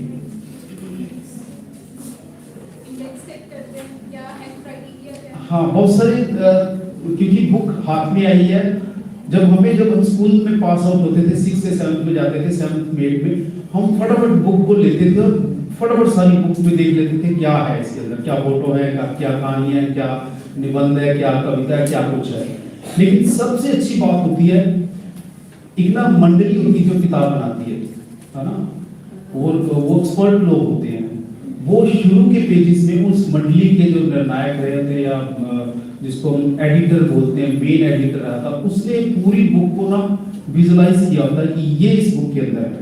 या कभी कभी बहुत सारे अच्छे राइटर का लास्ट पेज पे वो कंक्लूजन लिखा होता है कि इस बुक में है क्या। अगर तो वो कोई भी विद्यार्थी जब वो किताब को पकड़ता है वो पढ़ लेता है, फिर उसको पता लग जाता है कितनी उपयोगी किताब है या नहीं है, या वैसे ही आई हुई किताब है। वो जो लोगों ने मेहनत करके पहला प्रीफेस लिखा होता है, मुखबंद लिखा होता है, या लास्ट के पेजेस में जो बात किसी एक राइटर के बारे में या बुक के बारे में लिखी गई है, वहां से आपको पता चल जाता है कि इस बुक का म्यार क्या है या इस बुक में मेरे पढ़ने लायक क्या है। फिर हम उस बुक की तरफ जाते हैं। फिर मैं एजुकेशन वालों से एक और बात पूछता हूँ, बोलेंगे हमारे पीछे पड़ गए। तो जब हम लैंग्वेजेस की बात करते हैं, जब हम लैंग्वेजेस की टेक्स्ट बुक हमारे हाथ में होती है, वो स्कूलों में क्यों लगाई जाती है? 6 में कोई टेक्स्ट बुक होती है, बसंत एक किताब का नाम हो सकता है, किशोर भारती एक किताब का नाम हो सकता है। वो टेक्स्ट बुक क्यों लगाई जाती है? इसके पीछे मोटिव क्या रहता है? एक लाइन का कोई फिर से जवाब देगा, बीएड वाला खास तौर पर, कि कोई भी टेक्स्ट बुक है हमारे सिलेबस में लगती है 6 में, 7 में, 8 में, लैंग्वेजेस में, दूसरी की मैं बात कर रहा हूँ, उसके पीछे ऑब्जेक्टिव्स रहते हैं। उन ऑब्जेक्टिव्स को अचीव करने के लिए वो बुक लगाई गई है। आप सब लोगों को मालूम है कि किसी भी टेक्स्ट बुक के अंदर बहुत सारी विधाएं रहती हैं लिटरेचर की। गद्य भी रहता है उसमें, वो एकांकी भी रहते हैं उसमें, कविताएं भी रहती हैं उसके अंदर, जो लेख भी रहते हैं, और डिफरेंट तरह के जो वो रहते हैं। जैसे भी मुझे अभी रिसेंटली मैं 2-3 दिन पहले जेएड के बोर्ड की 10th क्लास की बुक जो है ना, उसको हम रिव्यू कर रहे हैं कि क्या कुछ रखा जाए, क्या कुछ नहीं रखा जाए।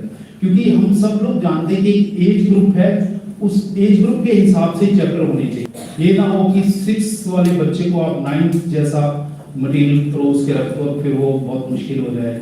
या जैसे अभी उस बुक के अंदर हम एक ओपन स्कूल के लिए भी बुक तैयार कर रहे हैं 10वीं की, तो उसमें वो क्या रखा जा सकता है। तो जब भी हम इंडियन लिटरेचर या हमारे लिटरेचर से किसी राइटर को चूज करें, किसी रचना को चूज करें, तो उसमें पहला बच्चों के मानसिक स्तर पर जरूर ध्यान में रख लेना चाहिए कि उस एक एडिटर बोर्ड को या उस एक संशोधन कमेटी को वो जरूर ध्यान में रख लेना चाहिए कि वो एज ग्रुप क्या है। क्योंकि हम 6 में भी बहुत सारी चीजें पढ़ाते हैं और 7th में भी पढ़ाते हैं, 8th में भी। तो मेरा सवाल फिर से वही है, आपने भी बताओगे, मैं बता देता हूँ आज, कि जो टेक्स्ट बुक रहती है हमारे पूरे ही लैंग्वेजेस में, वो कोई भी लैंग्वेज हो, उसके पीछे 4 जो उद्देश्य रखकर वो किताब बनाई गई है ना, वो हमारी पूरी लैंग्वेजेस सीखने का ही फार्मूला जो है वो वहीं से डेवलप होता है। हम सब लोग जानते हैं कि घर में हम पहले सुनते हैं, है ना, सुनना एक स्किल है ना। जब भी बच्चे के पास भाषा आती है, वो कैसे आती है? वो अपनी माँ को, अपने परिवार को गर्व से ही सुनना शुरू कर देता है। सुनता सुनता फिर वो उसके अंदर एक भाषा जन्म ले लेती है। फिर एक दिन वो बोल पड़ता है ना। पहले वो सुनता रहता है सब लोगों को, फिर वो बोल पड़ता है। तो जो नेक्स्ट स्किल है वो बोलना स्किल है। वो हमारी पाठ्य पुस्तक का काम होना चाहिए, जो हमारी पाठ्य पुस्तक लगी हुई है सिलेबस के अंदर। पहले तो वो सुनना सिखाए। सुनना कैसे सीखते हैं? जब कोई भी मॉडल रीडिंग करता है ना, आदर्श वाचन करता है कोई भी अध्यापक क्लास के अंदर, वो सुनने के लिए विद्यार्थी उसको सुनते हैं। जैसे सुशील सर ने कहा कि सुनना बहुत बड़ी चीज है। जिसको सुनना आ गया ना, हम कभी कभी कोई विद्यार्थी आता ना, सर मैंने फलाना लैंग्वेज सीखनी है, तो हम उसको पहले क्या बोलते हैं कि किसी को सुनो जो इस भाषा में बहुत अच्छी बोलता हो, है ना, उसको बोलते हैं उसको सुनो बहुत सारा। फिर कभी कभी हम बोलते हैं रेडियो पे सुनो उसका प्रोग्राम, तो आपको वो भाषा धीरे धीरे आप में उतरनी शुरू हो जाएगी। या हम कभी कभी बोलते हैं कि ऐसी बहुत सारे सॉन्ग्स हैं उनको सुनो, जो मतलब इंटरेस्ट बच्चे के अंदर पैदा होती है। वो सुनना एक बहुत बड़ी कला है, वो हमारी टेक्स्ट बुक से आनी चाहिए। और वो आती है जब एक क्लास के अंदर एक टीचर को पाठ को पढ़ता है। मैं तो याद आता हूँ डीएवी कॉलेज लाहौर में पढ़े हुए हम सब लोग, मैं पढ़ा खास तौर पर। तो डीएवी कॉलेज में हमारे जो टीचर थे कॉलेज में हमें हिंदी की किताब देकर बोलते थे टेक्स्ट पढ़ो इसको। तो इतनी बड़ी जब ग्रेजुएट और पोस्ट ग्रेजुएशन में पहुंचता बंदा, फिर हिच होती कि मैं क्लास में खड़े होकर कैसे ये पढूं, या अच्छा नहीं लगता, या लगता है कि त्रुटियां भी हो सकती है, या ऐसा। लेकिन वो बोलना जो है वो होना चाहिए। तो टेक्स्ट बुक के अंदर वो होना चाहिए। तो वो होता है टीचर की मॉडल रीडिंग से। तो जब वो मॉडल रीडिंग कर लेता है तो सुनना जो आपका है वो पुस्तक से हमें निकलना चाहिए। फिर बोलना, उसके बाद दूसरा स्टेप क्या होता है, हम बच्चों को बोलते हैं अच्छा बच्चे मैंने ये जो पाठ पढ़ा है आप पढ़ो आप पढ़ो आप पढ़ो, ऐसा होता है हमारी क्लास के अंदर। तो सेकंड स्टेप वो होता है बोलना, फिर हम पढ़ना सीखते हैं, फिर उसके बाद लिखना सीखते हैं। ये जो 4 स्किल्स है ना, इन चारों स्किल्स को डाला जाता है किताब के अंदर ताकि हमारे बच्चे को ये सब कुछ सीखा जा सके। तो इसके लिए टेक्स्ट बुक्स जो है वो रखी जाती है 6 में 7 में जब जितनी भी क्लास की होगी। लेकिन फिर से मैं उस बात पे आना चाहता हूँ एज ए विशेषज्ञ के तौर पर, एज ए एक्सपर्ट के तौर पर, एज ए जब कभी मंडली में हम बैठते हैं, परामर्श मंडली में या संस्करण के सुधारने की मंडली में, तब हमारा फोकस उन्हीं पर होना चाहिए। बहुत बार हम लोकल चैप्टर डाल देते हैं हमारी टेक्स्ट बुक के अंदर, क्योंकि ज्यादातर जितनी भी हमारी बोर्ड्स की बुक्स हैं वो एनसीईआरटी से ली हुई है, एनसीईआरटी के चैप्टरों में से लेकर और फिर लोकल कंटेंट डाल के रखा जाता है। फिर वही वो बात आती है कि वो सारे शब्द जो हमारे परिवेश के शब्द हैं, हमारे घरों के आसपास जो बोले जाने वाले शब्द हैं, उन शब्दों का पता होना, उनके अर्थ पता होना, और बहुत बार वो शब्द एक जगह प्रयोग होते दूसरी जगह नहीं हो सकते हैं, तो उनका भी पता होना जरूरी है कि किस शब्द का इस्तेमाल कहाँ होने वाला, किसका कहाँ नहीं होने वाला। तो ये प्रोसेस होती है जब हम टेक्स्ट बुक की बात करते हैं। थोड़ी सी हम बात करते हैं हिंदी लिटरेचर की, क्योंकि आप सब लोगों ने सुन लिया होगा, मैंने बोला कि इन्होंने पीएचडी हिंदी भी किया है और फलाना फलाना फलाना ना। तो हिंदी की हम थोड़ी सी बात करते हैं। हिंदी जब छापा खाना आया जिसको हम प्रिंटिंग बोलते हैं, तब अब हिंदी में बहुत सारे लोग अच्छी रचनाएं लिख रहे हैं। आप में से कितने लोगों ने गुलेर शब्द का नाम सुना? गुलेर हिमाचल का एक छोटा सा गाँव है ना, अभी भी है। गुलेर बहुत बड़ा नाम है। चंद्रधर शर्मा गुलेरी हुआ करते थे, एक राइटर। जब उनकी रचना आई ना तो दुनिया भर के लोगों ने हिंदी की तरफ सीखना शुरू किया कि हिंदी सीखी जाए क्योंकि वो रचना पढ़नी है। और फिर हिंदी की जो सबसे पूरी दुनिया के अगर 10 कहानियों की लिस्ट बनाई जाए ना कि टॉप 10 कहानियां कहाँ, वहाँ 2 कहानियां हमारे हिंदी की रहती हैं। पहले उसने कहा था, है ना, चंद्रधर शर्मा गुलेरी जी की लिखी, उसने कहा था। फिर दूसरी आती है कफन, जो हमारी मुंशी प्रेमचंद की कहानी है। अभी सुशील सर ने मुंशी प्रेमचंद जी के बारे में बड़ी खूबसूरत बात कही कि वो समाज का दर्पण है ना, साहित्य। मुंशी प्रेमचंद जी से कभी किसी ने पूछा कि आप इतनी अच्छी कहानियां कैसे लिख लेते हो, आप बेमेल लड़की के शादी की कहानी लिख रहे हो, आप समाज में जो जिस किस्म की भी समस्या की एक नारी जब घर में जाती है उसमें लोग कैसे बढ़ता है, उसका हस्बैंड फिर भ्रष्टाचारी बन जाता है। ऐसी बहुत सारी कहानियां जो लिखी कि वो कैसे लिखते हो, ये कैरेक्टर कहाँ से आते हैं? तो उन्होंने बोला कि मैं हर दिन लगभग बहुत सारे लोगों से मिलता हूँ और उनके जीवन को सुनता रहता हूँ कि उनका जीवन कैसा है। तो मेरे कैरेक्टर आम लोगों से निकलते हैं, मैं उनकी कहानियां सुनता हूँ, उनके बारे में सुनता हूँ और उनको फिर छोटी छोटी कहानियां बनाकर उनको पात्रों में बनाकर फिर मैं अपनी कहानी में डाल देता हूँ।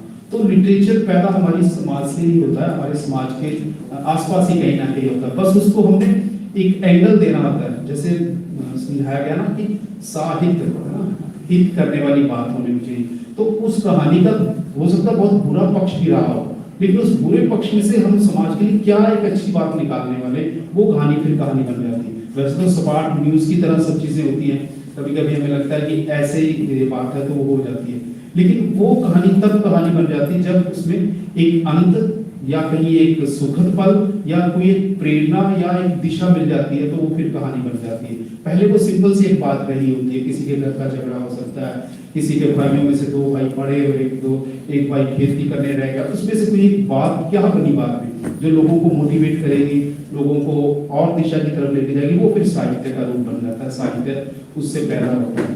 तो क्योंकि मैं भी थोड़ी थोड़ी चीजें लिखता हूँ, तो मैं अपनी ही एक रचना के साथ मैं क्योंकि बहुत समय हो चुका है, हमने बहुत सारी बातें बहुत अच्छी सुशील सर से सुन ली है लिटरेचर के बारे में। मैं एक अपनी रचना सुना के फिर मैं चाहूँगा, ठीक है, मैं विराम लेता हूँ।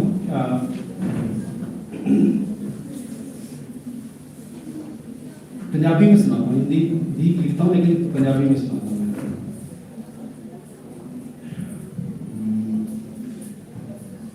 ਧੁੱਪਾਂ ਦੇ ਵਿੱਚ ਰੁਲ ਗਿਆ ਸੀ, ਧੁੱਪਾਂ ਦੇ ਵਿੱਚ ਰੁਲ ਗਿਆ ਸੀ, ਬੈਠਾ ਬੈਠਾ ਮੁੱਲ ਗਿਆ ਸੀ, ਵਿਕਦਾ ਨਹੀਂ ਸੀ, ਮੈਂ ਖਰੀਦਣ ਨੂੰ ਲੋਕ ਫਿਰਦੇ ਸੀ, ਮੈਂ ਫਿਰ ਵੀ ਕਦੀ ਕਿਸੇ ਕੋਲ ਵਿਕ ਗਿਆ ਸੀ, ਉਹ ਖਰੀਦ ਕੇ ਮੈਨੂੰ ਲੈ ਗਿਆ। ਮੈਂ ਉਸਦੇ ਘਰ ਦਾ ਚਿਰਾਗ ਸੀ, ਉਸਦੇ ਘਰ ਦਾ ਚਿਰਾਗ ਵਾਸਤੇ ਮੈਂ ਫਿਰ ਕੋਈ ਵੇਚਣ ਵਾਸਤੇ ਮੰਡੀ ਵਿੱਚ ਲੈ ਆਇਆ, ਕਿਉਂਕਿ ਮੈਂ ਕਿਸੇ ਦੇ ਕੰਮ ਦਾ ਨਹੀਂ ਸੀ। ਫਿਰ ਉਸਨੇ ਮੈਨੂੰ ਇੱਕ ਚਿਰਾਗ ਦੀ ਤਰ੍ਹਾਂ ਵੇਚ ਛੱਡਿਆ। मैं उस घर तो निकल के उस दूसरे घर विक के फिर वो चिराग बन के दुनिया में रोशन हो गया। तो ये छोटी सी एक रचना थी।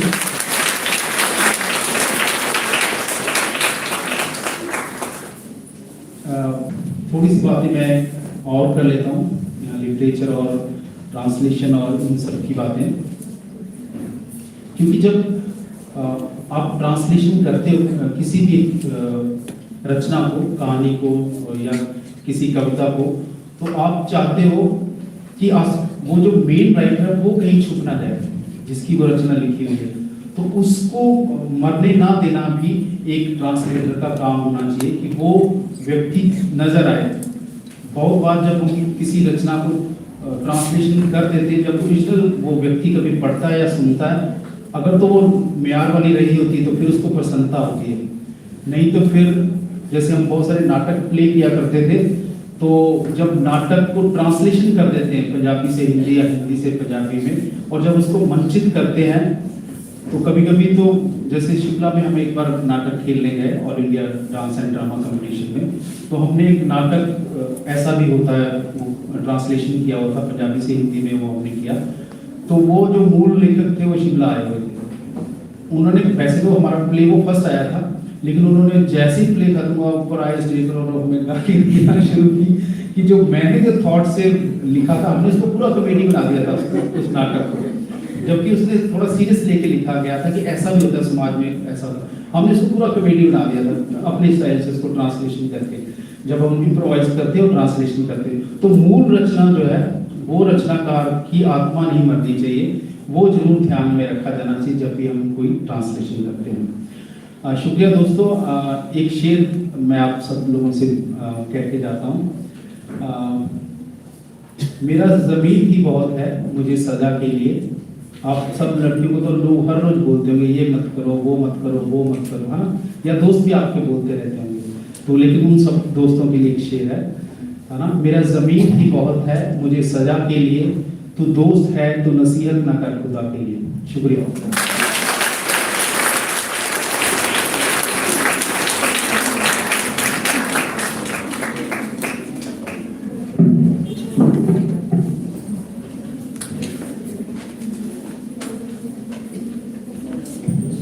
Thank you, sir. This was Dr. Jaspal Singh, Associate Professor in Education of the BA program and Director of Distance Education from the University of Jammu. Sir's lucid and eloquent way surely paved a way into our hearts, and it was very enlightening discourse on literature and translations. So now next we have Dr. Surinder Kumar Sharma from the Department of Education, Himachal Pradesh University, Shimla, to act as the next resource person of the day. Dr. Sharma's introduction I will give in brief. Dr. Sharma did his PhD in education from HNV Garhwal, Srinagar. He has been nominated as a member of NCTE NRC New Delhi. He was also nominated as a member of ICSSR Impress Panel Evaluator New Delhi. He has 20 years of teaching as well as the research experience to his credit. 7 students have been awarded PhD under his able guidance and 10 others have gained MPhil with his support. Apart from this, he has also gained PG Diploma in Personal Management and Labour Welfare. He has done a diploma in yoga studies. He is also very well versed in the Russian language. He has another diploma in computing and a PG diploma in higher education from IGNOU, New Delhi. These are his added feathers in his cap. He has written 24 reference books, textbooks, and self-learning material. Moreover, 44 research papers have been presented and published published in various journals, seminars, conferences, workshops, and refresher courses and orientation programs. He has been invited to various talks and has chaired the lecture sessions in different national and international conferences. He is also actively engaged in the field of social work and is associated with the Sunil Upadhyay Educational Trust Shimla. He is the chairman of Council for Teacher Education, Himachal Pradesh, and state president of Vidya Bharati Uच्च Shiksha Sansthan. So here I invite, without any further delay, Dr. Surinder Khan Sharma to present his discourse on the topic.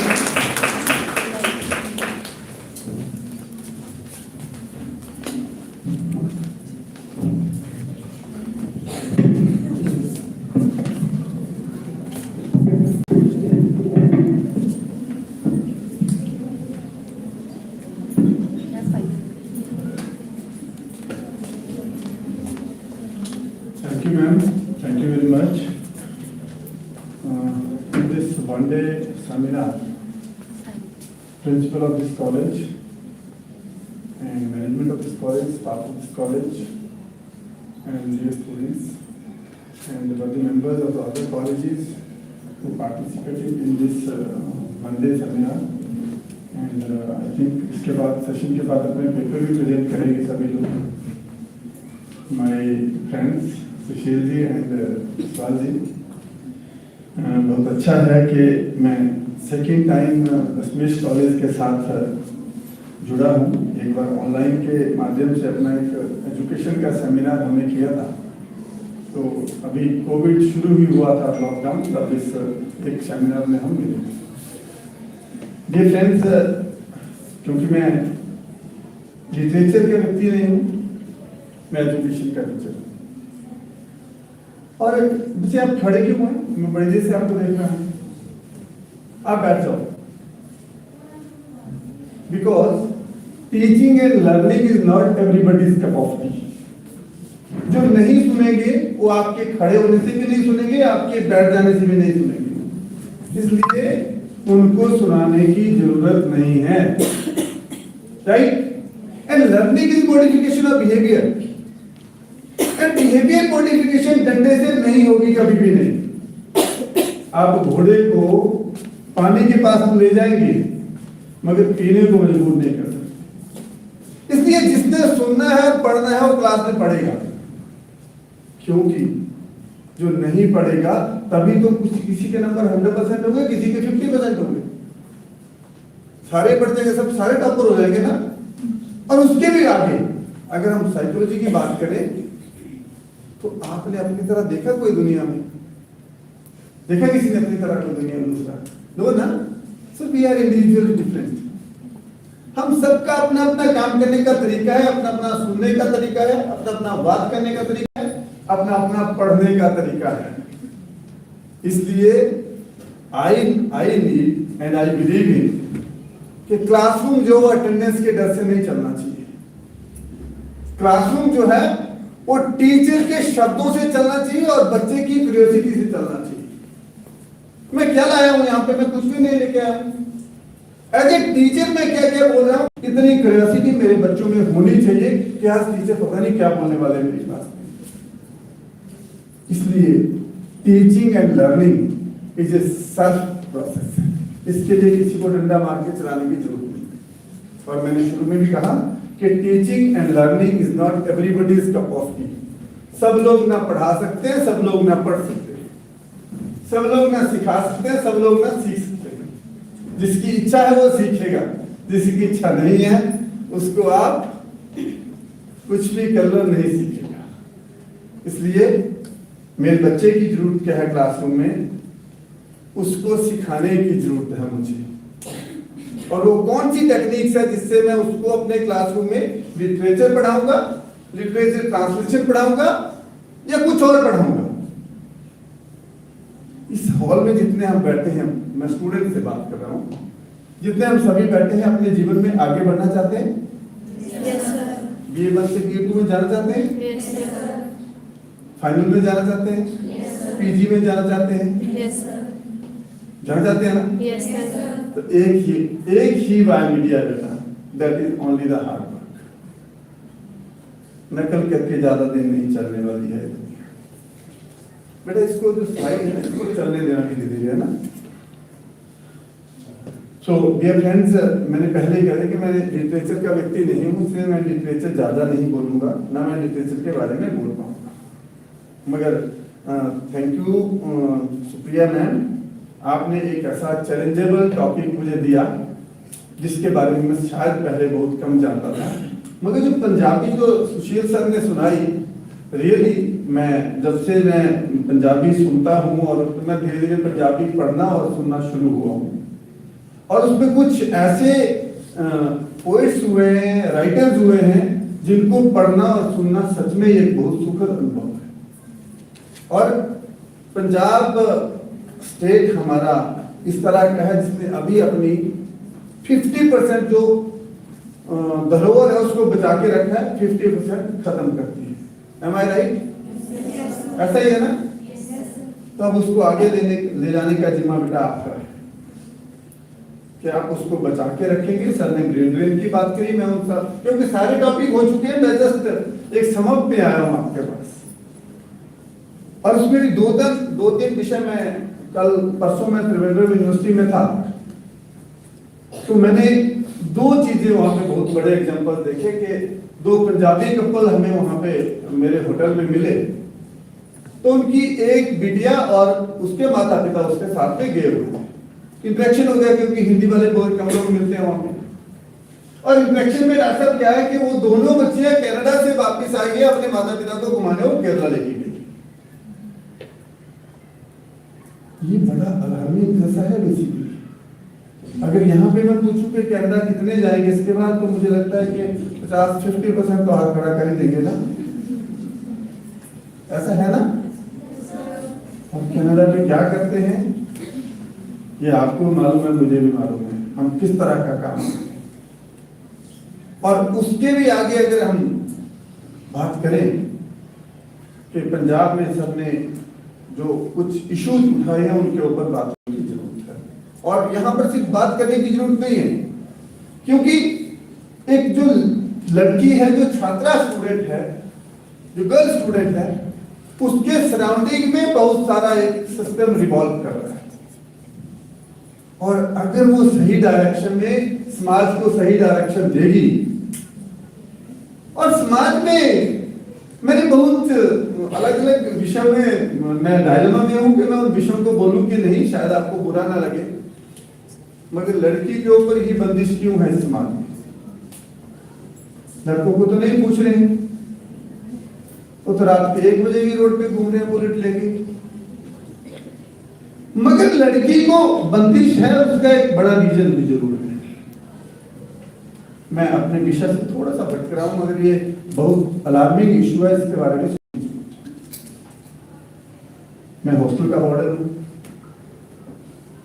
Chief warden मेरे friend हैं, तो एक दिन girls hostel का कोई issue हुआ, हम वहां पे गए। यू वोंट इमेजिन गर्ल्स के क्वेश्चन क्या कहते हैं। दिशा जो है वो शायद अलग हुई है। उससे पहले एक दिन मैं एक टीचर एजुकेटर्स की एक हमारी स्टेट लेवल की एक वर्कशॉप थी हिपा में, वहां गया तो ये इशू वहां पे भी खड़ा हुआ कि ड्रग्स का इशू है। तो एक लेडी वहां पे जो रिटायर्ड प्रोफेसर आई थी, वो भी रिसोर्स पर्सन थे मेरे साथ। उसने कहा सर इशू क्या हुआ कि गर्ल्स भी ड्रग कंज्यूम करती है। तो ये माना उन्होंने कि इससे पहले मेल ड्रग कंज्यूम करते थे, उन्हें बचाने वाली फीमेल्स थी, मगर अब फीमेल भी ड्रग कंज्यूम कर रही है तो अब बचाने वाला कोई नहीं है। और नई नई आजादी मिली है, महिलाएं ये कहती हैं कि हमें नई नई आजादी मिली है, इसलिए हमने भी वही सब कुछ करना जो मेल। और मैंने अपने जीवन में कभी नहीं देखा था कि लड़की भी शराब पी के झूमती हुई पाई जाती। मैंने शिमला में वो भी देखा सुबह 11 बजे। इन ये भी ज्यादा अलार्मिंग इशू, ये एजुकेशन से थोड़े हटके, इसलिए इनके बारे में सोचने की जरूरत है। हमने अपने देश, अपने समाज, अपने कॉलेज, आप एम्बेसडर हैं, आपको ये ऐसे नहीं आए यहाँ पे। आप जो बच्चे हैं, आप एम्बेसडर हैं समाज के लिए। और सोशल रिस्पॉन्सिबिलिटी क्या है आपकी, ये आपको सोचने की जरूरत है। अपने घर में ये चीजें बताने की जरूरत है। और अगर आजादी भी मिले तो आजादी में रहेंगे, मगर कहां पे, देयर इज ए लिमिट, उस लिमिट से आगे नहीं जाएंगे। काम करेंगे, अच्छा काम करेंगे। In my university 73% girls in the university, 27% boys. हमारे हॉस्टल बॉयज के थे, वो भी लड़कियों को दे दिए। इट्स वेरी नाइस, ये बहुत सही सुखद पल है। और जब राष्ट्रपति जी आए तो 10 के 10 गोल्ड मेडल छात्राओं के थे, लड़का एक भी नहीं था। ये तो गर्ल कॉलेज है, मैं एजुकेशन कॉलेज में जाता हूं तो 90% टीचर एजुकेशन में लड़कियां काम कर रही हैं, लड़कियां ही हैं जो बीएड कर रही हैं। तो अच्छा है ये, मगर सेकेंड पोर्शन है वो थोड़ा सा अच्छा नहीं है। Dear friends, great literature is simply language shared with the meaning to the utmost possible degree. Then साहित्य का कर्तव्य केवल ज्ञान देना नहीं, परंतु एक नया वातावरण देना भी है। हम सभी कम्युनिकेशन की बात करते हैं, मैं लैंग्वेज की तरफ भी चला जाऊंगा क्योंकि सर ने लिटरेचर का सब कुछ है। और इसके 2-3 जो बहुत इंपॉर्टेंट कंपोनेंट है, the reading, writing, listening and auditing. जो अच्छा रीडर है वो अच्छा राइटर भी होना चाहिए, और जो अच्छा राइटर है वो अच्छा लिसनर भी होना चाहिए, और जो अच्छा लिसनर है वो अच्छा ऑडिटर भी पक्का होगा। अब सुनने के लिए भी अगर 4 बच्चे खड़े करके सुनूं तो कुछ जरूरी नहीं है उनको सुनाई देना। Am I right? ऐसे नहीं बेटा, किसी ने धक्का देके थोड़ी भेजा है कॉलेज आपको, अपनी मर्जी से आई है ना, अपनी मर्जी से अपनी मर्जी से पढ़ाई भी करोगे। आपके ऊपर किसी भी ड्राइविंग फोर्स की जरूरत नहीं है, और अगर ड्राइविंग फोर्स की जरूरत है तो वो लंबे टाइम तक वो गाड़ी नहीं चलती है।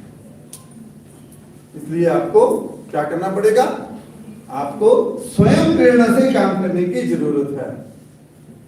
और जो अपने आप काम करते हैं उनको किसी और व्यक्ति की जरूरत नहीं पड़ेगी जीवन में, वो अपना काम स्वयं करेंगे। Literature, this is the word literature is right from the Latin term littera, which means letter. It has been defined by various writers because literature deals with ideas, thoughts and emotions of men.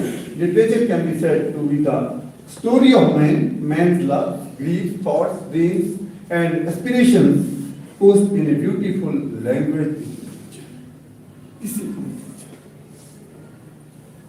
जब बच्चा पैदा हुआ तो उसने language कहाँ से सीखा? Sir ने मदर टंग की बात करी। डेफिनेटली जितने भी भाव, जितने भी इमोशंस हमारे दिल में आते हैं, हमारे दिमाग में आते हैं, वो सबसे पहले किस लैंग्वेज में आते हैं? Mother tongue. सो जो नई शिक्षा नीति है वो भी ये कह रही है मदर टंग होनी चाहिए।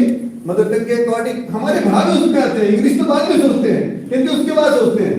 सबसे पहला भाव जो है वो मदर टंग में आता है, और जब जैसे जरूरत पड़ती है हम उस भाव को ट्रांसलेट करना शुरू करते हैं। तो ट्रांसलेशन, और शायद इसी के बारे में आज जो एक ब्रेनस्टॉर्मिंग सेशन यहाँ पे रखा है हम बात कर रहे हैं।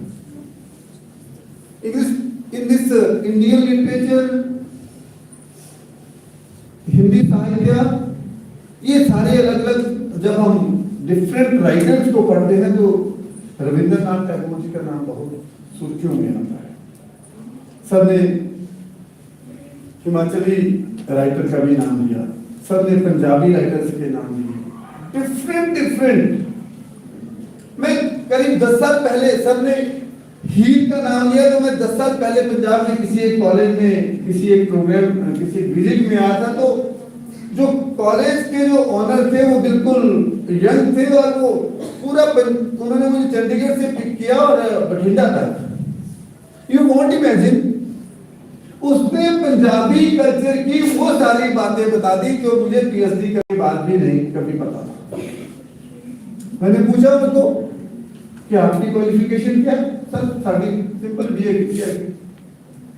मगर उसने सारी पंजाबी कल्चर और वो हीर को ऐसे डिस्क्राइब कर रहा था वो व्यक्ति जैसे हीर उसकी क्लासमेट। इट मींस हमारा जो साहित्य है, हमारा जो लिटरेचर है, पंजाबी लिटरेचर और हमारा हिंदी लिटरेचर, वो कितना रिच है। इंग्लिश तो बाद में है, इंग्लिश को हमने बाद में ट्रांसलेशन की जरूरत कहाँ पड़ी? ट्रांसलेशन की डॉक्टर जरूरत तो मुझे लगता है इंग्लिश के लिए पड़ी। बाकी तो हम सब लोग जानते हैं, मदर टंग हम जानते हैं, हिंदी हम जानते हैं। सो अल्टीमेटली मेरे बोलने का मतलब क्या है कि हमारा इंटरेस्ट होना चाहिए पढ़ने में, और जब हम पढ़ेंगे तभी आगे बढ़ेंगे। इसके बिना कोई प्रयास नहीं है। Otherwise there are number of people in this country, there are 140 crore people in this country जो आएंगे और जाएंगे। रुकेगा तो कोई भी नहीं, सभी जाएंगे, मगर कुछ ऐसे चले जाएंगे, कुछ करके जाएंगे। इट्स योर चॉइस कि what you want to be. अपने जीवन में अगर हम कुछ करना चाहते हैं तो definitely language, literature and the different activities जो अपने जीवन में हम करना चाहते हैं, हम उन सबको अच्छे। This is how rich Indian literature is. India is well known for its diversity. From mountain peaks of north to pilgrimage spots of south, and from the land of kings in the west to the seven sister states of east, India is the home of wide variety of art forms. Diversity, unity in diversity. ये भारत एक ऐसा देश है जहाँ पर थोड़े से आगे आप जाएंगे तो आपकी लैंग्वेज चेंज हो जाएगी। हर 10 किलोमीटर के बाद आपका पकवान चेंज हो जाएगा। हर 15 किलोमीटर के बाद कुछ और डायलेक्ट आ जाएगा, और सब फिर भी हम एक हैं, कश्मीर से कन्याकुमारी तक। ये क्यों है? ये इसलिए है क्योंकि we believe in unity in diversity. Diverse nature is there. ये फ्रेंड्स, बहुत लंबा समय नहीं हुआ क्योंकि तीसरा स्पीकर हूं, इसलिए मुझे बहुत ज्यादा नहीं बोलना चाहिए। मैं जो स्लाइड्स हैं वो तो बेटे चला रहे हो ना बेटा, हाँ इसको धीरे धीरे चलने देते हैं। ये बेटे आप पढ़ सकते हैं और आपके यहाँ रख जाऊंगा, आप फिर भी पढ़ सकते हैं। मैं कुछ 2-3 बातों के साथ अपनी वाणी को विराम दूंगा। I believe in learning.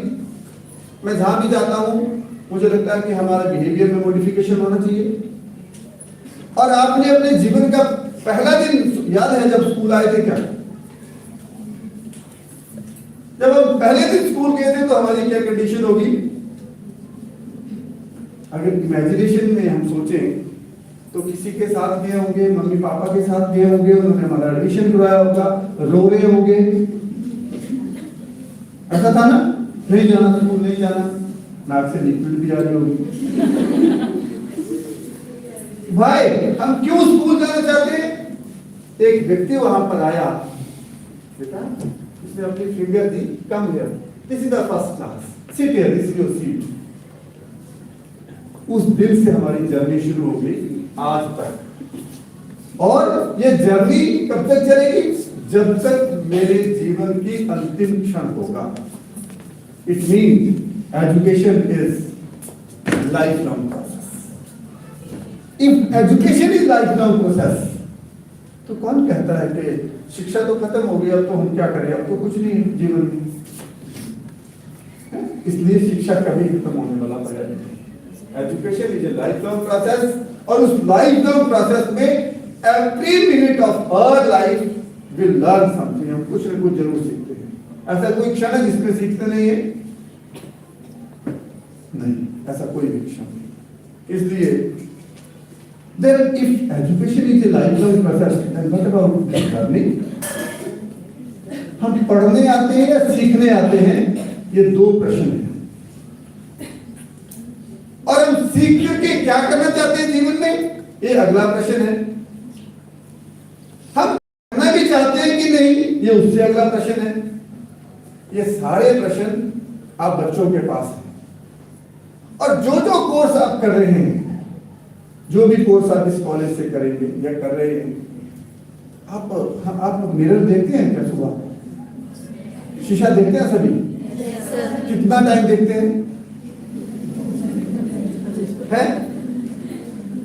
आपने क्या अपने आप को देखा कभी? रोज देखते हैं, रोज देखते हैं। वेरी नाइस, अच्छा लगता होगा ना? आज से ज्यादा देखो उसको और उसमें अपने आप को देखो। Am I look like a teacher? Am I look like a literature person? क्या मैं लग रहा हूं टीचर बनने की क्वालिटीज है मेरे बीच में? अपने आप से पूछो, because this is called introspection, inner course. अपने अंतरात्मा की आवाज को सुनो कि मैं टीचर बनने के लायक हूं कि मैं गप्पे वाली सारा दिन। इस चीज को पूछो अपने आप से। जिस दिन इसका जवाब आपको मिल जाएगा, definitely you will succeed and you will reach and at every, जो आपने गोल फिक्स किया वहां पे आप जा सकते हैं। मगर अपने आप को पूछने की जरूरत है। There are number of people in our library when I was a student of university जो IAS की तैयारी कर रहे हैं, कई सालों से IAS की तैयारी कर रहे हैं। जब हम हॉस्टल में बैठते थे मैं उनको बोल देता था, भैया शीशे से पूछ लो कि तुम IAS लगते हो कि नहीं। अगर IAS लगते हो, HS लगते हो, PCS लगते हो, तब PCS की तैयारी करो। अपने आप को पूछो, लोगों को छोड़ो। और अगर नहीं लगते हो तो जो लगते हो उस एरिया में जाने की कोशिश करो। Don't waste time. मैंने IAS बनना 2-3 साल IAS बनना, फिर IAS भी बने, चल अब कुछ और कर लेते हैं, फिर कुछ नहीं हुआ, चलो अब टीचर ही बन लेते हैं। ऐसा नहीं होना चाहिए। Fix your goal, fix your goal. कोई भी काम छोटा और बड़ा नहीं है, मुझे ये लगता है। अपना गोल फिक्स करो और उसमें एक्सेल करो, पीछे मुड़ के मत। इसलिए इंट्रोस्पेक्शन और इनर सेल्फ में अपने आप को देखना वो बहुत जरूरी है। Dear friends, this life is too short. ऐसा नहीं है कि जीवन 1 करोड़ वर्ष का है तो 100 साल सो लेंगे, अगले 100 साल पढ़ेंगे। कितना समय सोते हैं हम? 8 घंटे, 6 hours, 7 hours, okay, no problem. But 6 घंटे ही सोना चाहिए, इससे ज्यादा बच्चों को नहीं सोना चाहिए, राइट? ओके, चलो, any how it's your wish कि आप कितना ज्यादा सोना चाहते हैं। मैंने बता दिया कि जीवन 3 करोड़ वर्ष का है, 100 साल सो लो, अगले 100 साल पढ़ेंगे, राइट? ये भी आपके ऊपर डिपेंड करता है कि आप क्या करना चाहते हैं। तो सच में ही जो इस समय में अपने रात की नींद को खराब करता है ना, वो आने वाले समय में बहुत अच्छी नींद लेता है। और जो इस समय रात की नींद बहुत ज्यादा लेता है, वो आने वाले समय में सो नहीं पाता है, राइट? इसलिए आपको डिसाइड करना है कि आपने सोना है या जागना है। सपने आपके हैं, गोल्स आपके हैं, डिसाइड आपको करना है। It's up to you people. It means in teaching learning process only the student is in the central position। सारे रिसोर्सेज बच्चे के इर्द गिर्द घूमे हैं। Be as a teacher, this college management, college principal, books, library, सारा कुछ है, मगर पढ़ने वाले नहीं है तो क्या करें, राइट? सब कुछ है मगर पढ़ने वाला नहीं है। इट मींस सेंट्रलाइजेशन नहीं हुआ। सेंट्रलाइजेशन क्या चाहिए? बच्चा जो सेंट्रल पोजीशन में है उसको सारी फैसिलिटीज हैं, मगर अवेल करने वाला बच्चा नहीं है, then what will do? Nothing definitely. It depends upon you कि आप क्या करना चाहते हैं।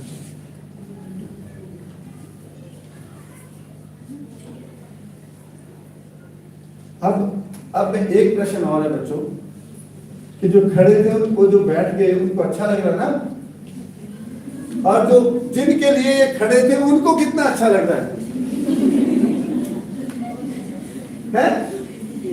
अब क्लास में हम कॉलेज में किस लिए आए हैं ये तय करिए, अपने कॉलेज में आइए। मैंने कह दिया ना कि 1 करोड़ वर्ष का जीवन है, आधा तो हम ऐसे कॉलेज में आते आते खत्म कर देंगे, बाकी आगे देखेंगे। ऐसा नहीं है।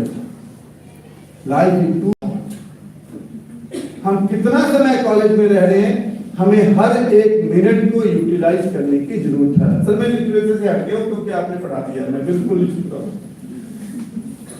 इसलिए जीवन को कैसे आगे बढ़ाना है ये आपके ऊपर डिपेंड करता है, और वही एक्सेल करेगा जो उस टाइम को यूटिलाइज करेगा।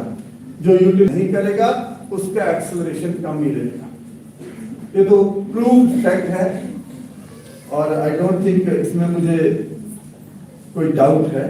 आपको डाउट है तो आप मुझे बता सकते हैं, मगर otherwise there is no doubt in this proved fact that acceleration जो है वो कैसे है।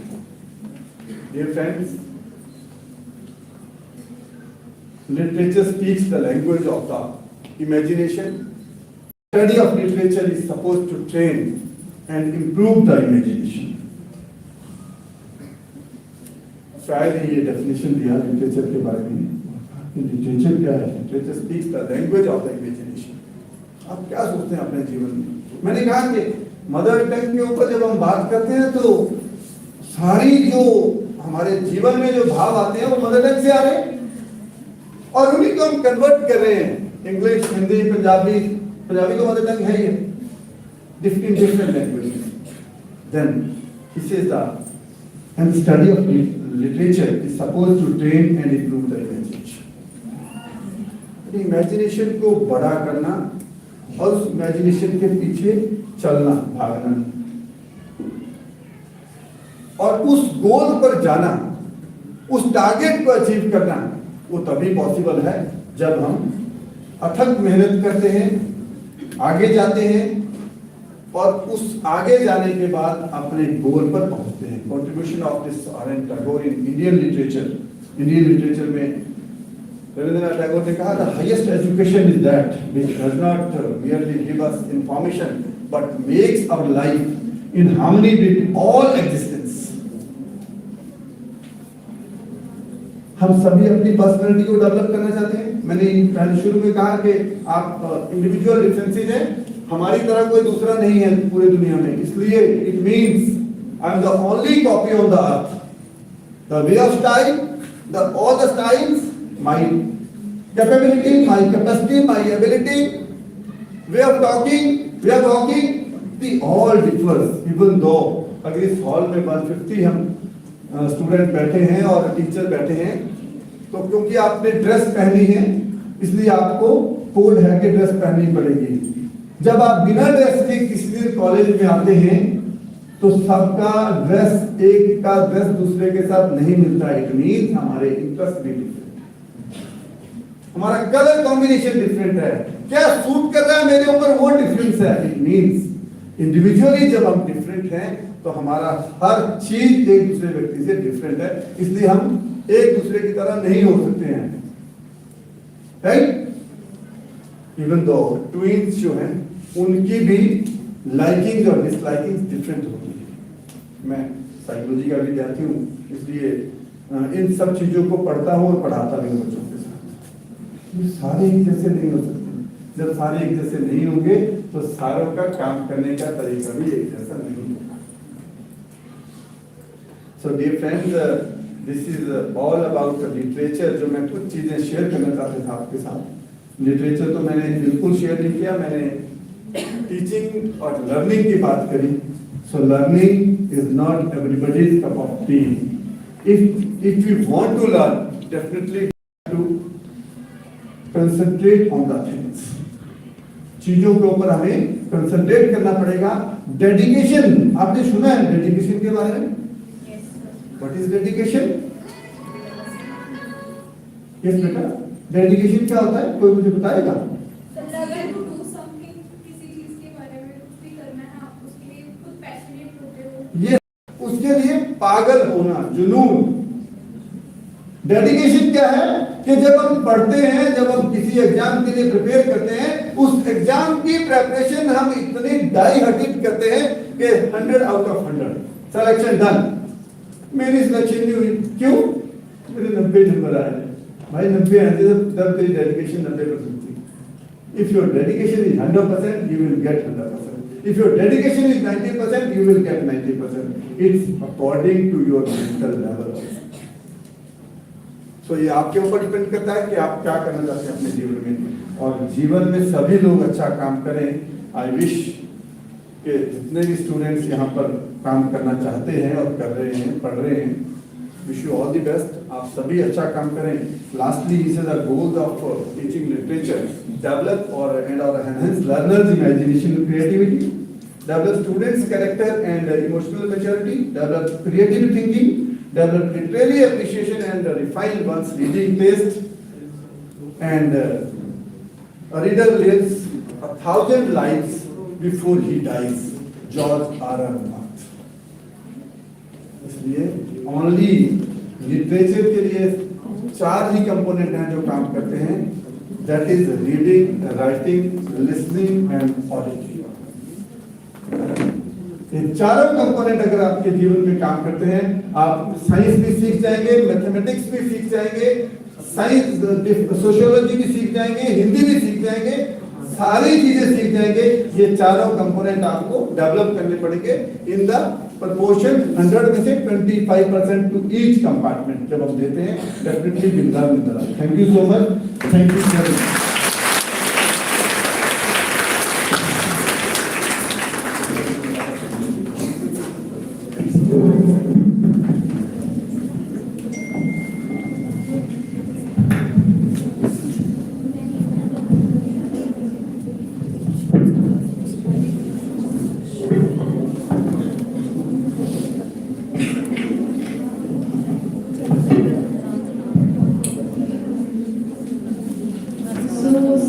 This was Dr. Surinder Kumar Sharma from HP University.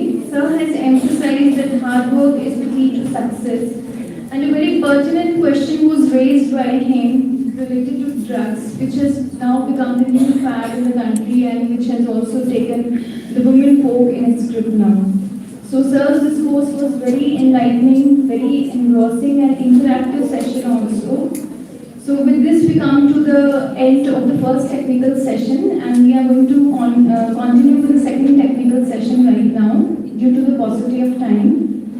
And for this I request Dr. Sushil Kumar sir to kindly chair this second session and the paper presenters will present their paper now.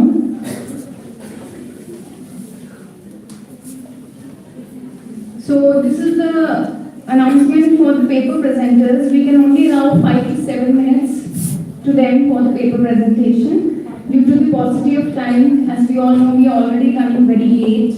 So the first paper presenter I call upon is Mr. Bhupinder, Assistant Professor from Punjab University, Chandigarh. His title of paper is Ecological Concerns and Planetary Consciousness, a Cosmopolitan Reading of Pash.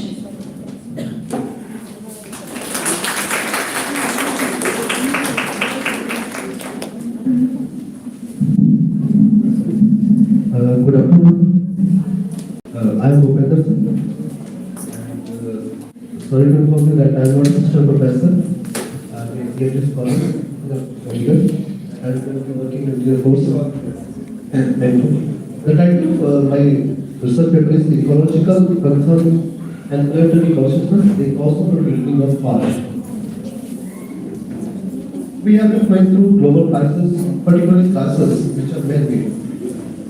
The crisis of coronavirus, ongoing Russian-Ukraine war, ethnic cleansing in various parts of the world, depletion of natural resources and global economic slowdown are only a few of them to mention. In such crucial times, literally all Avatar Samsung, commonly known as Pash, appeals more relevant. Keeping in with the main theme of the seminar, Indian Literature and Translation, we have chosen popular Punjabi poet Pash written for ecological concerns and planetary consciousness as are seen in his work for the contemporary lessons. This paper attempts to establish how Pash repeatedly mentions the universal connections, verifies the existence of their nations beyond global capitalistic tensions, and highlights the destructive impact of human greed, industrialization, and urbanization on the world. Ecological cosmology is the key player finds the last solutions for such crises. Cosmopolitanism stands for living with each other while sustaining individuality and collectiveness. It places human rights, international law, global governance, ecological concern and peaceful nations at the center of its world reason. We live in a system of global capitalism, yet human beings and their planetary purpose is not to be reduced to the logic of value in a planetary system of economics, which is accountable to all their stakeholders only. The future of life on the planet is not simply an issue of the future human life, but also of plants and animals. An ethics of cohabitation requires politics of life, not in sense of the biopolitics of biocapitalistic exploitation, but politics of flourishing companion species. Unquote Mentor. Ecological concerns are not new in literature and philosophy. And Pasch in his writings has also expressed an inclination towards greater harmony with human beings as well as with planetary consciousness and cosmic ecology. He brings home his concept of universal brotherhood as he repeatedly mentions the universal connections and verifies the existence of their relation beyond global capitalistic intentions. There are some significant and inevitable questions that Pasch addresses in his writing. For example, what if the war already spreading its flag across the globe drew himself in build today? What if the ecological system collapsed due to lack of consciousness? What if feminism does not work hard to grasp the time slipping into post-feminism? Pasch is deeply connected with nature and presence in nostalgia for degradation of nature and natural resources. Reference to Mochiana found throughout his works with different connections and alienations bring about his ecological concerns. I am reading the quote from his culture deposed in Punjabi only.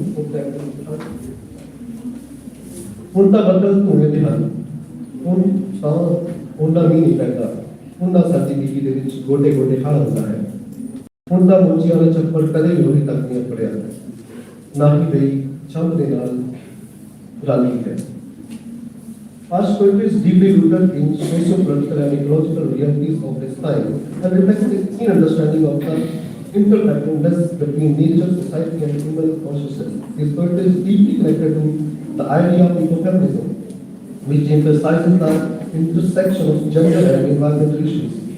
In his poem Birds Story, Chidiya the Jamba, he draws attention to the links between patriarchal oppression and exploitation of nature, arguing that both stem from a culture of domination and control.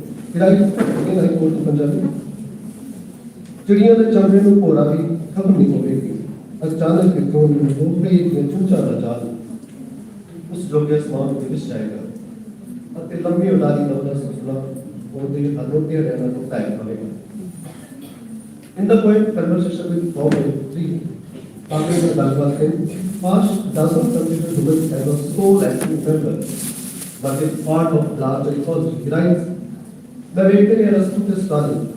सभी लंबी युद्ध लड़ते केवल एक भाषिक करने के आदमी किस किस्म का पशु है Likewise in Bharat, it does not go into provincial boundaries, but into planetary consciousness, a universal definition of existence of human beings. For this, it denotes the meaning of political unit, nation to humans who live close to ecology. These humans are deeply intertwined with ecosystem they inhabit, he writes. पर इस शब्द के बाद के ताने वाला पुत्र भगवान जड़े आज भी दुखा दे परेशान वाला वक्त मिलते हैं To him, the history of humankind or history of capitalism is not enough to grasp the modern situation of ecology or situation of humans. In this way, he presents a distinction between global systems, nations, and the planet, which surpasses human history and connects to the deep history. In poetry, they have If they clear your fall, चीन वालों के परमाणु को आके ना करें, इस तरह का पवित्र हवा बाजार फैल रहा है. This strongly connects human interference with nature and its devastating effects. His poetry portrays the environmental crisis as a consequence of human desire for profit and power, and emphasizes the need for a radical transformation of society's management priorities to address these crises. In border, is very much sure. Actually, यादें की सफर दिया करना दिखने दो. मिद्या क्या car करते का, कागज या बेटा राज ने कौन ऑपरेशन करेगी, खाने चलेगी, बाहर. He extends this discourse in War, Some Effects, Jung Prabha, where he questions the characteristic intent, political level in wars. ठंडा ब्याह चंद फिट फिट करके कुंद चुपकर दी हवाई छतरी दोरज बसी हुई लाश आओ देखो उन्होंने मुल पाया है पूरी चलने Peace scholar and activist John Paul Lederach reveals how, after reading a lecture, Guatemala, a traditional man priest, spoke to him and pointed out that there are one thing missing. Your framework is, I quote, your framework is missing the earth and skies, the winds and the rocks. It does not say where you are located. I quote. This acute comment not only points to a basic element of identity, especially in societies still based on agriculture and close to the earth, but also highlights the essential connection between social justice and ecological justice. This is also what Harsh seems excellent at, and we need to explore further this also between ecological characteristics in this field.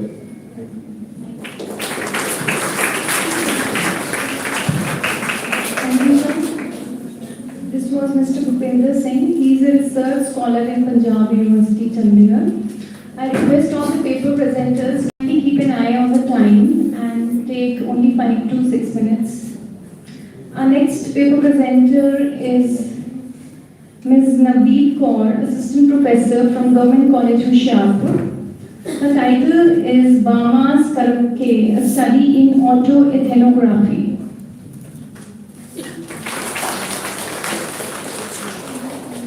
कौन सी है first one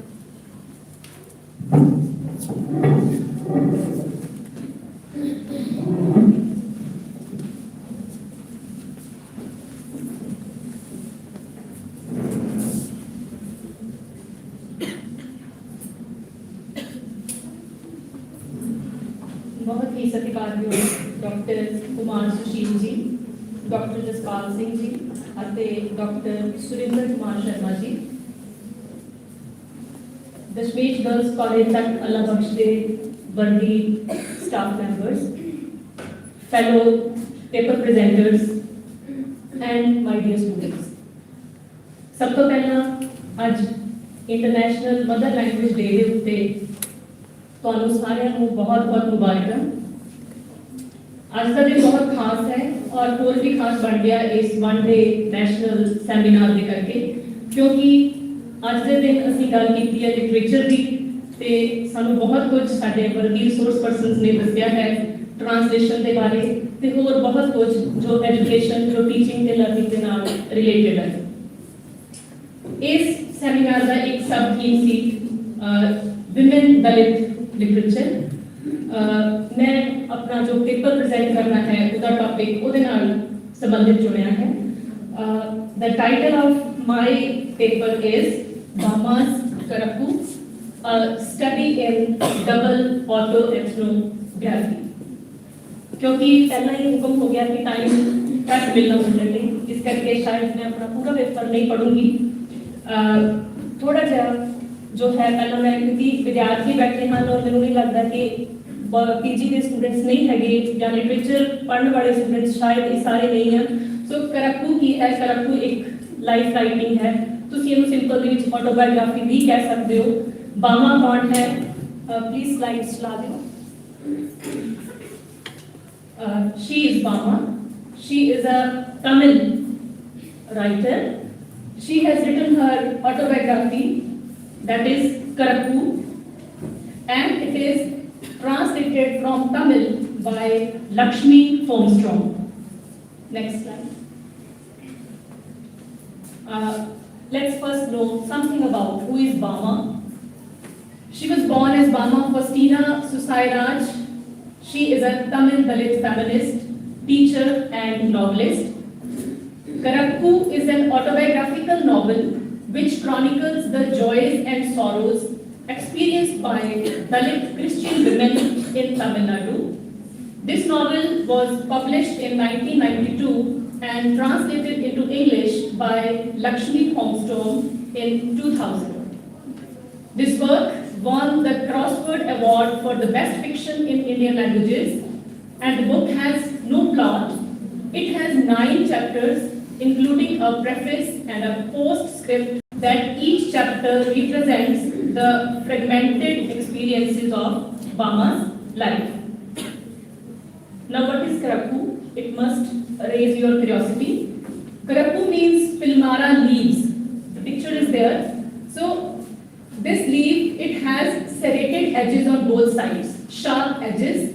These are like double-edged sword, and this leaf becomes a cultural symbol of the double exploitation of Dalit women on the basis of gender and religion. Karapu also means freshness and newness, and in the context of the novel, it carves out both a social vision and a message of hope, equality, justice, and love towards all.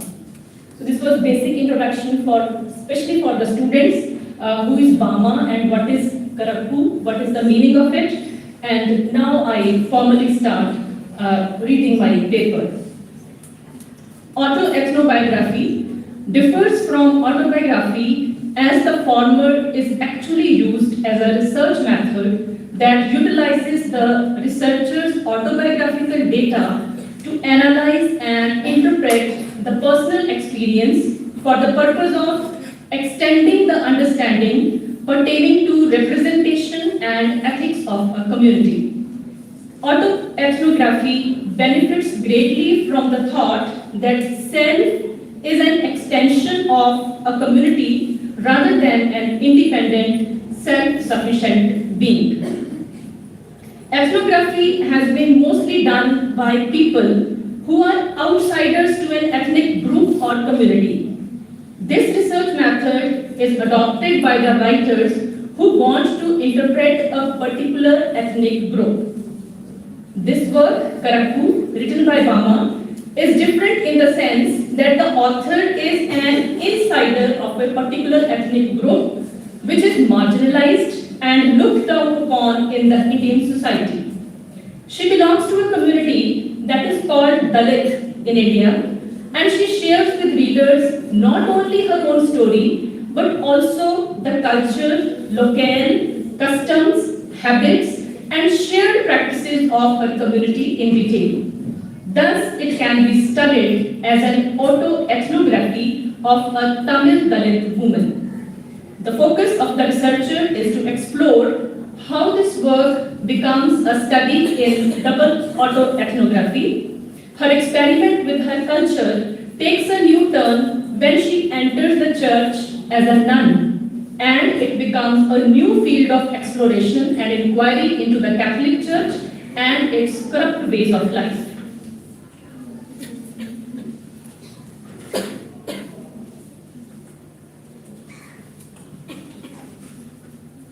Bama is the most celebrated contemporary Tamil Dalit woman writer. As I have already shared with you, she was born in 1958. She has been at the forefront of Dalit literary activism and has given Dalit aesthetics the visibility it had previously lacked in the literary campus of India. The first 2 full-length works, Karapu and Sangati, move from the story of individual struggle to the perception of a community of Pariya women. Pariya is the community in the Dalit society, a neighborhood group of friends and relations and their joint struggle. Karapu as a life writing is enriched with autoethnographical elements and is certainly fit to be labeled as autoethnography. There is an inextricable integration of personal and the cultural representations where, as proposed by Ellis and Boschner, back and forth autoethnographer's gaze. First through an ethnographic wide-angle lens, focusing outward on social and cultural aspects of their personal experience. Then they look inward, exploring a vulnerable self that is moved by and may move through, refract and resist cultural interpretations. In this process of self-analysis and introspection, they achieve self-realization and eventual redemption from their conflicts and the complexes. In the words of Lakshmi Holmstrom, who translated work from Tamil into English, Karakku is in many ways an unusual autobiography. It grows out of a particular moment, a personal crisis, and watershed in the author's life, which drives her to make sense of her own life as a woman, as a Christian, and as a Dalit. The journey of her lonely self-discovery automatically reveals the life and activities of Paria community as Bama describes her village, its surroundings, and its structure in a great detail. She tells us about the Paria community and the Naikar community who possesses most of the land and is described as an upper caste. Different castes and communities are divided in various settlements and streets. The Paria settlement lives near the village cemetery. The detailed description clearly reminds Raja Rao's Kanthapura, which also gives an authentic description of a typical Indian village structured on caste system. Born and brought up in a Dalit Roman Catholic family, Bama narrates various stages of her life, right from her childhood to the leaving of the convent, which clearly gives expression to the consciousness of the members of a marginalized community who are psychologically conditioned to remain in the lower rungs of socially stratified Indian society. Her first encounter with untouchability happened when she was studying in 3rd standard, though she had heard about it many times. An elder from her cherry street was carrying a small packet of banana bhujia for a Naikar, holding it with a string so that his hands should not touch the packet. Her brother made her realize that according to Naikars, the food would get polluted if touched by a Paria. Similarly, she realizes as she grew up that both her grandmothers served the Naikars with all devotion throughout their lives and almost no reward. She gives a lucid account of how people of her community work for the Naikars, each Paria family attached to a Naikar family.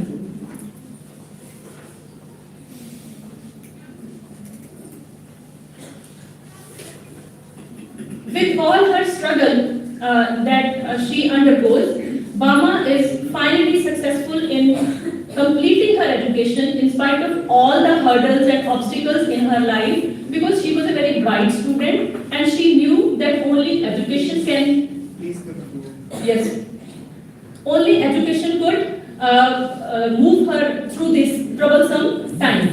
So when she becomes a teacher, she decides that she should actually become a nun, she should join the Christian church so that she can eradicate the problem of untouchability from the roots, right? So it was a big decision on her part when she decided to join the church. But when she joins the church, then she sees the inner corruption in the religious system itself. Being an insider in the church, she observes how the discrimination based on the caste also takes a regional shape. The supervisor during her training harassed her about the difference in dates of birth on her degree certificate and commissioning certificate. She faced caste-based comments and humiliation throughout the training to become a full-fledged nun. She was informed that certain religious orders do not accept low-caste people only towards the end of her training, and she lamented that there was actually no place for in this caste-ridden society. She was pained to see how old Paria people working there trembled like small children, fearing the power and wealth of the sisters. It was this soul sickness among the insider of an ethnic group that gives birth to this work, Karakku, because finally, after serving in the church for some years, she decides to quit the order. She again came back into the society in spite of all the pressure from her parents and from her teachers and religious leaders. But she decided to come back to the society and work as a teacher.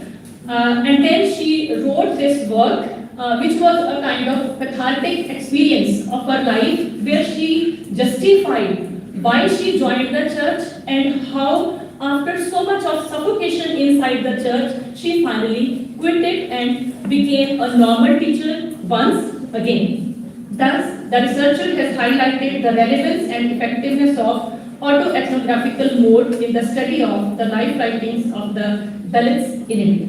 With this, I conclude.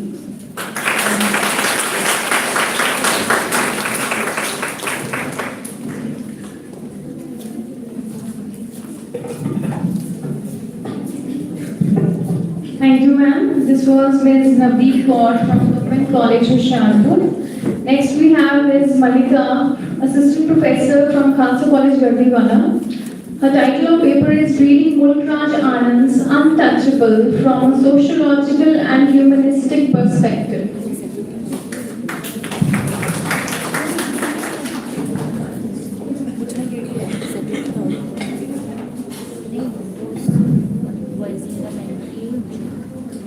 Thank you, Supriya ma'am. Honorable dignitaries, my fellow colleagues, and dear students. Time बहुत हो गया और it is very difficult to put sagar in a gagar ਦੱਸਣ ਨੇ ਕਿਹਾ ਕਿ ਐਨਾ ਨਾਲ ਚੱਲਦੀ ਹੈ ਰਾਈਟਰ ਦੇ ਸੋ ਇਸ ਤਰੀਕੇ ਦਾ ਟੈਕਸਟ ਨੂੰ ਕਨਕਲੂਡ ਕਰਨਾ ਬਹੁਤ ਔਖਾ ਹੈ ਬਟ ਮੈਂ I'll try to be as brief as possible. The title of my topic is Voicing the Marginalized, Reading Mulk Raj Anand's Untouchable from a Sociological and Humanistic Perspective. As we know, ਜਿਹੜੀ conference ਹੈ ਹੋ ਰਹੀ ਹੈ the sub theme C Dalit literature ਦੇ ਉੱਪਰ ਔਰ this text is considered to be a very important text in the this genre ਜੋ ਕਿ untouchables ਦੇ ਬਾਰੇ ਗੱਲ ਕਰਦਾ ਹੈ ਔਰ ਸਭ ਤੋਂ ਪਹਿਲਾਂ 1935 ਜਦੋਂ ਇਹ ਲਿਖਿਆ ਗਿਆ ਉਸ ਟਾਈਮ ਦੇ ਉੱਪਰ ਇਹ ਪ੍ਰੋਬਲਮ ਅੱਜ ਤੋਂ ਵੀ ਜ਼ਿਆਦਾ ਵੱਡੀ ਸੀ ਜਿਹਨੂੰ ਅਨਟਚੇਬਿਲਿਟੀ ਜਾਂ ਛੂਆ-ਛਾਤ ਕਹਿੰਦੇ ਨੇ ਸੋ ਉਸ ਟਾਈਮ ਦੇ ਬਾਰੇ ਵਿੱਚ ਗੱਲ ਕਰਦਾ ਹੋਇਆ ਇਹ ਟੈਕਸਟ ਔਰ ਐਜ਼ ਵੀ ਨੋ ਅਬਾਊਟ ਮੁਲਕ ਰਾਜ ਆਨੰਦ ਇਹ ਜੋ ਰਾਈਟਰ ਨੇ ਕਿ ਉਹ ਪੋਇਨਰ ਨੇ ਇੰਡੀਅਨ ਐਂਗਲੋ ਇੰਡੀਅਨ ਰਾਈਟਿੰਗ ਦੇ ਜੋ ਕਿ ਇੰਗਲਿਸ਼ ਲਿਖਦੇ ਸੀ ਉਹ ਸ਼ੁਰੂਆਤ ਵਾਲੇ ਰਾਈਟਰਸ ਵਿੱਚੋਂ ਇੱਕ ਨੇ ਇੰਡੀਅਨਸ ਦੇ ਵਿੱਚੋਂ and he is part of the Trinity ਜਿਨ੍ਹਾਂ ਨੇ ਇਹ ਕੰਮ ਸ਼ੁਰੂ ਕੀਤਾ ਸੀ along with Raja Rao and R K Narayan so ਜ਼ਿਆਦਾ ਟਾਈਮ ਨਹੀਂ ਲਵਾਂਗੇ ਆਪਾਂ let's have a brief look at his biography. That is, he was born in 1905, Peshawar, undivided Punjab. Got his education from Khalsa College, Amritsar, Trinity College, and Cambridge University. And he was also closely associated with the Bloomsbury Group. And in England, he founded Progressive Writers Association in 1913. And of course, he was deeply influenced by Gandhiism, believing that literature should have a utilitarian purpose to serve. That it has a responsibility, as Sushil sir said, a responsibility towards society, right? So his works include Untouchable, that he wrote in 1913 and 5, then Coolie to Leebird, The Village, Across the Black Waters, Sword and the Sickle, The Big Heart, The Private Life of an Indian Prince, Seven Summers, and around 70 short stories he wrote. Fine, so such enormous personality. Then when we talk about the major themes that he discussed in his writings, the main focus, as Sushil sir mentioned, that the duty of literature is to paint the pain of society, the people who are downtrodden or so he also talks about them in his works, like choosing characters from the lower strata of society. Like untouchables, sweepers are there, coolies, rickshaw pullers, domestic servants, peasant, serfs, plantation laborers, and sepoys. Right. So, of course, his works has realism and social commitment towards society. And through his writing, he is a staunch critique of casteism, communalism, racial discrimination, and imperialism. And when we talk about untouchable, when we come to the text itself, so it is a strong argument against the practice of the, I must say, ill practice of untouchability that was prevalent in undivided India, when India was not independent, before 1947. So untouchability, when we talk about it, is the possibly the worst type of discrimination against a woman, caste-based discrimination. Fine. So through this, it shuns some people as merely underdogs or untouchables or people who can make you pollute mere by the touch of them. So it is such a horrible practice When we move on to, we must understand what type of discrimination they used to face. Fine. So they used to face, that is the series of, behavior that used to be inflicted upon. I must say it's violence when you consider somebody to be a dehumanized, nasty object. Not considering someone as a person or even an animal. You can touch an animal, but not an untouchable. Fine. So, and they had to live in their ghettos.